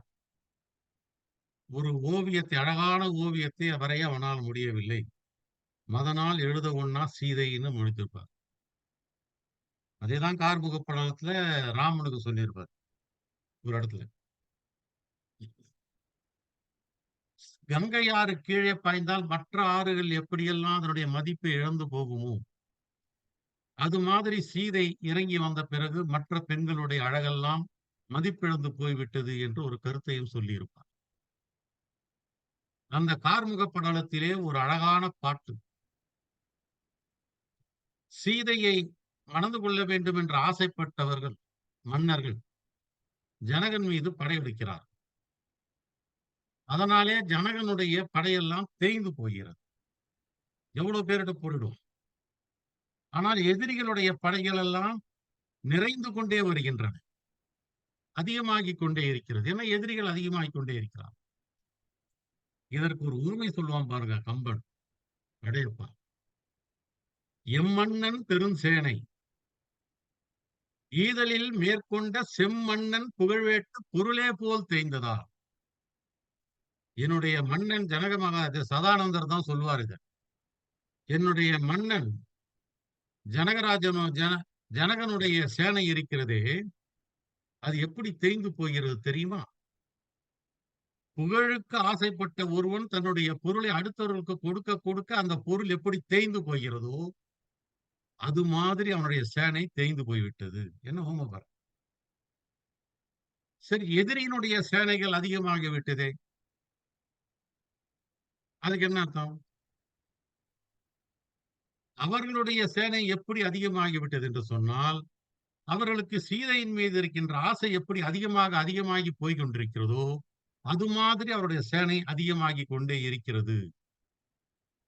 ஜனகனுடைய சேனை தேய்ந்து போவதற்கு அவன் சொன்ன உதாரணம், ஈதல் அறம் கொண்ட ஒருவன் பொருளை கொடுத்து கொண்டே இருந்தால் அந்த பொருள் எப்படி தேய்ந்து போகிறதோ அது மாதிரி ஜனகனுடைய பொருள் தேய்ந்து போகிறது. எதிரியினுடைய சேனைகள் பெருத்து கொண்டே இருக்கிறது என்று சொன்னால் அவர்களுக்கு எப்படி ஆசை பெருத்து கொண்டே போகிறதோ அது மாதிரி அவருடைய சேனை பெருத்து கொண்டே போகிறது என்று ஒரு 2 அழகான உவமைகளை அந்த படலத்திலே வைத்திருப்பான் கம்பன். நண்பர்களே, விஸ்வாமுத்திரரும் ராமரும் லட்சுமணரும் மிதிலைக்கு வருகிறார்கள். சீதை அவர்களை பார்க்கவே இல்லை. வில்லை வளைக்கிறார்கள். சீதைக்கு அது தெரியாது. பிறகு சீதை எப்போது ராமனை பார்க்கிறாள் என்று சொன்னால், அந்த கன்னிகாதானமாக கொடுக்கின்ற அந்த நேரத்தில் ஜனக மகாராஜா சீதையினுடைய கையை பிடித்து ராமனிடத்திலே ஒப்படைக்கிறாரே, அப்பொழுதுதான் சீதை ராமரை பார்க்கிறார் என்பது வான்மீகி ராமாயணம். ராமரும் லட்சுமணரும் பூந்தோட்டத்துக்கு வருகிறார்கள். சீதை பார்வதியை வணங்குவதற்காக வருகின்றார். சீதை ராமரை பார்த்து விருப்பப்படுகின்றார். காட்சி மாறி அந்த வில்லை வளைக்கின்ற இடத்துக்கு வருகிறார். அப்பொழுது ஜனக மகாராஜா சொல்கிறார், இந்த வில் யாராலும் வளைக்கப்படவில்லை, இதுவரை வளைக்கப்படவில்லை. ராவணன் எடுத்தான் வில்லை, அவன் எடுத்தான், ஆனால் வளைக்கவில்லை. இப்படி யாருமே வளைக்கவில்லை என்று சொன்னவுடன் லட்சுமணனுக்கு கோபம் வந்துவிடுகிறார். ஏன் நான் வளைத்து காட்டுகிறேன் என்று அவன் தயாராகிவிட்டான். ஆனால் ராமன் விஸ்வாமுத்திரரை பார்க்க, விஸ்வாமுத்திரர் ராமனுக்கு உத்தரவு கொடுக்க, அந்த வில்லை ராமர் வளைக்கிறார். ராமர் வில்லை வளைக்கின்ற காட்சியை சீதை எதிரிலேயே நின்று பார்த்து கொண்டிருக்கிறார் என்பது துளசிதாஸ் ராமாயணம். கம்பன் இதை ஒரு காதல் காவியமாக கொண்டு போய்விட்டார்.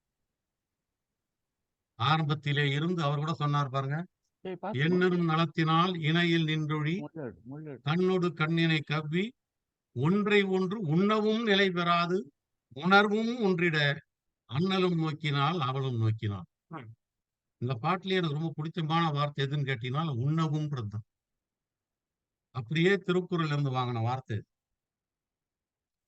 திருக்குறள்ல ஒருத்தி சொல்லுவா, அவனை பிரிஞ்சு போயிட்ட ஒரு தலைவன் கிட்ட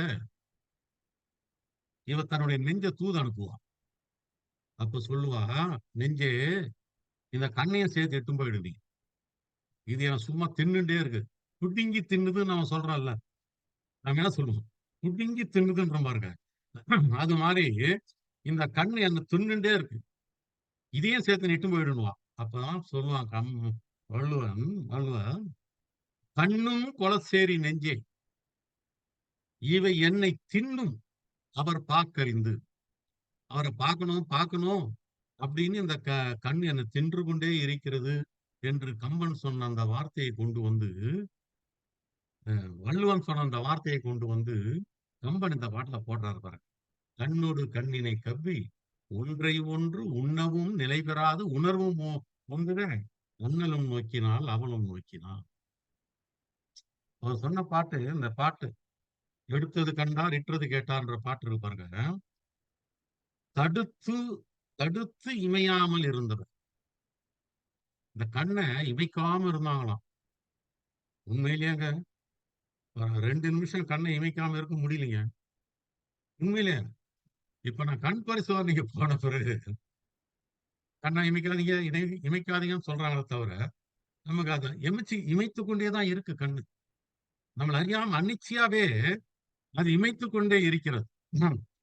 அது எப்ப வந்து அது இமைக்காம இருக்குன்றதை யோசித்து பாருங்க. ஒண்ணு, ஆர்வம் மேலிட்டு நாம யாரையாவது பார்க்கும் பொழுது கண்ணை இமைக்காம பார்ப்போம். அல்லது ஆச்சரியமா பார்க்கும் பொழுது கண்ணை இமைக்காம பார்ப்போம் இல்லையா? அப்பதான் அந்த கண்ணு வந்து இமைக்காது. ஆக அங்கிருந்த மக்கள் எல்லாம் எவ்வளவு ஆர்வத்தோடு ஆச்சரியத்தோடு பார்த்தார்கள் என்பதை கம்பன் இந்த ஒரு வரியில சொல்றாங்க. தடுத்து இமையாமல் இருக்க. அவங்களே தடுத்துக்கிறாங்க, யாரும் தடுக்கல. தடுக்க முடியாது. நம்மாலேயே தடுக்க முடியாது. நீங்க போய் பரிசோதனை பண்ணும்போது நீங்க அதை உணர்வீங்க. அதை என்ன பரிசோதனை பண்ணும் பொழுது உணர்வீங்க. இப்படி மக்களுக்கு எவ்வளவு ஆர்வம் இருந்திருந்தால், எவ்வளவு ஆச்சரியம் இருந்திருந்தால் அவர்கள் அந்த கண்ணை இமைக்காமல் வைத்திருப்பார்கள் பாருங்க.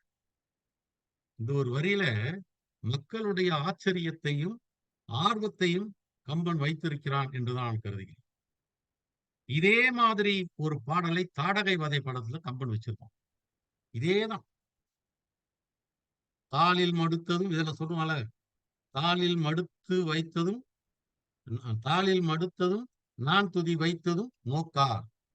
அவன் காலை வில்லுல வைக்கிறதையும் நான் இந்த வில்லினுடைய முனையில கால் வைப்பதையெல்லாம் பார்க்கவே இல்லை. இவங்க உடையறது மட்டும்தான் பாக்குறாங்க, கேட்கறாங்க. அதோட பார்க்கல, கேட்கறாங்க. கடுப்பினில் யாரும் அறியார். கடுப்பினில்னா அந்த வேகத்துல யாருமே பார்க்கல. கையில் எடுத்தது கண்டனர் இற்றது கேட்டார். இவ்வளவுதான். அந்த வேகம், அந்த விரைவு, நான் சொன்ன விதம் இருக்க, அந்த விரைவு அத தாடகை வதை படத்துல சொல்றாரு. தாடகை சூலத்தை தூக்கி எறியறானா ராமர் மேல. அது அந்த சூலம் எப்படிப்பட்ட சூலம் தெரியுமா? யமனையே பறித்து எறிகிற சூலம். யமனையே சூலமாக எடுத்து ராமர் மேல வீசுறான். இந்த காட்சியை ராமர் வர்ணிக்கிறார் பாருங்க. மாலும் அக்கனும் வாளியை தொட்டதும், வாளின்னு சொன்ன அம்பு. கோல வில்கால் குனித்ததும் கண்டிலர். அங்க நோக்கார்னு சொன்னார், இங்க கண்டிலர்னு சொல்றார் இல்லையா? மாலும் அக்கனும் வாளியை தொட்டதும் கோல வில்கால் குனித்ததும் கண்டிலர். அது வளைஞ்சதையும் பார்க்கலையாம் அந்தம்மா தாடகை. காலனை பறித்து அக்கடியவள் விட்ட சூலங்கள் அற்று போய் துண்டங்களை கண்டார். அது என்ன பார்த்திருக்காங்க? ராமர் வில்லை வளைச்சதையும் பார்க்கல, தாடகை சூலத்தை எரிஞ்சதும் பார்க்கல. என்ன பார்த்தாங்க? துண்டு துண்டா அந்த சூலங்கள் உடைஞ்சு கீழே விழுறத பார்த்தாங்க. அந்த விரைவு அங்க சொன்ன மாதிரி இங்கேயும் சொல்றார், எடுத்தது கண்டனர் இற்றது கேட்டார். ஆக இப்படி மிக அருமையாக 2 பேரும் தங்களுடைய சொற்பொழிவுகளை இங்கே வைத்திருக்கிறார்கள். நீங்களும் இதை மிக அருமையாக கேட்டிருக்கிறீர்கள் என்பதுதான் சிறப்பு. ஏனென்று சொன்னால் கேட்கறதுக்கு ஆள் இருந்தாதான் பேச்சே வரும் இல்லையா? இல்லைன்னா நமக்கு பேசுறது என்பது கொஞ்சம் கடினம் தான். ஆக நீங்களும் ஞானமுடையவனுடைய பேச்சையும் நெல்லை தீபனுடைய பேச்சையும் மிக சிறப்பாக கேட்டு அவர்களுக்கெல்லாம் நீங்கள் ஊக்கம் கொடுத்திருக்கிறீர்கள். உங்களுக்கும் என்னுடைய வணக்கத்தை சொல்லி, அனைவருக்கும் என்னுடைய வணக்கத்தையும் நன்றியும் சொல்லி விடைபெறுகிறேன். வணக்கம். நன்றி ஐயா. சிறப்பான தங்களது கருத்தாழம் மிக்க கருத்துரை அனைவரின் பிரதிபலிப்பாகவும் இருந்தது. நாங்கள் எதை சொல்ல வேண்டும் என்று நினைக்கிறோமோ அந்த கருத்துக்களும் அதில் ஆழமாக பதிந்திருந்தது. அனைவருக்கும் நன்றி. முதலாவதாக தமிழ் இசை பாடிய பரணி ரமணி பாலசாமி ஐயா அம்மா அவர்களுக்கும் திரு சி குமரன் ஐயா அவர்களுக்கும், அடுத்ததாக நமது சிறப்புரை ஆற்ற வந்த நமது அருமையான சொற்பொழிவாளர், எழுச்சியான உணர்ச்சியான ஆக்கப்பூர்வமான உரையாற்றிய திரு ஞான வடிவேல் ஐயா அவர்களுக்கும், சிறப்பாக சீதையின் சுயம்பர படலத்தை நம் கண்முன் நிறுத்திய, நம்மை ரசிக்க வைத்து தானும் ரசித்த மிதிலைக்கு அழைத்து சென்று அற்புதமாக படக்கதையை காட்டிய நமது தீபன் ஐயா, நெல்லை தீபன் ஐயா அவர்களுக்கும், இங்கு வருகை தந்திருக்கும் அனைத்து தமிழ் அறிஞர்களுக்கும், லட்சிய கவிஞர் லிங்கராஜா அவர்களுக்கும், ஜெயசக்தி அம்மா அவர்களுக்கும், முகவை திருநாதன் ஐயா அவர்களுக்கும், சீனி ரவி பாரதி ஐயா அவர்களுக்கும், கனக சபாபதி ஐயா, ஜெயாரமணி அம்மா, காவு கிருஷ்ணமூர்த்தி ஐயா, கவித்தேனி வசந்தகுமார் ஐயா, கோபாலகிருஷ்ணன் ஐயா, ராஜா ராமலிங்கம் ஐயா, சாமி மல்லிகா அம்மா, அமுத பாண்டியன் ஐயா, பொன் வேலுமயில் ஐயா, சாக்ரட்டிஸ் கணேசன் என்ற பெயரில் இணைந்திருப்பவர் டாக்டர் கமலா நேரு அம்மா, சிவரஞ்சினி கிரிதரன் அவர்கள், அப்போ என்ற இணைப்பில் இணைந்திருப்பவர் ரவிச்சந்திரன் ஐயா, செல்வகுமார் ஐயா, செல்வகுமார் மாசிலாமன் ஐயா, 1 2 3 4 5 6 என்ற எண்ணில் இணைந்திருப்பவர் நாகம்மாள் நீலகாந்தன் அம்மா அவர்கள், சாம்சங் SM என்ற இணைப்பில் இருப்பவர் நமது பொதிகை செல்வராசன் ஐயா அவர்கள், மற்றும் நமது கபிலன் ஐயா அவர்கள் இனிமையான பாடலை தந்து அதை பாடிய ஹைதராபாத் ரவிச்சந்திரன் ஐயா, அனைவருக்கும் எனது தாழ்மையான நன்றியை தெரிவித்துக் கொள்கிறோம். சீனி ரவி பாரதி ஐயா அவர்களுக்கும் நன்றி. இதை மேலும் வலையொலி மூலம் கண்டு களிக்கவிருக்கும் அனைத்து வெள்ளி இலக்கிய மேடை அன்பர்களுக்கும் எங்களது உளமார்ந்த நன்றியை தெரிவித்துக் கொள்கிறேன். இதில் யாராவது பெயர் விடுபட்டிருந்தால் மன்னிக்கவும். அவர்களுக்கும் வெள்ளி இலக்கிய மேடையின் சார்பாக உளம் கனிந்த இனிய நன்றியை தெரிவித்துக் கொள்கிறோம். வணக்கம். அனைவருக்கும் என்னுடைய நன்றியை நான் தெரிவித்துக் கொள்கிறேன். அடுத்து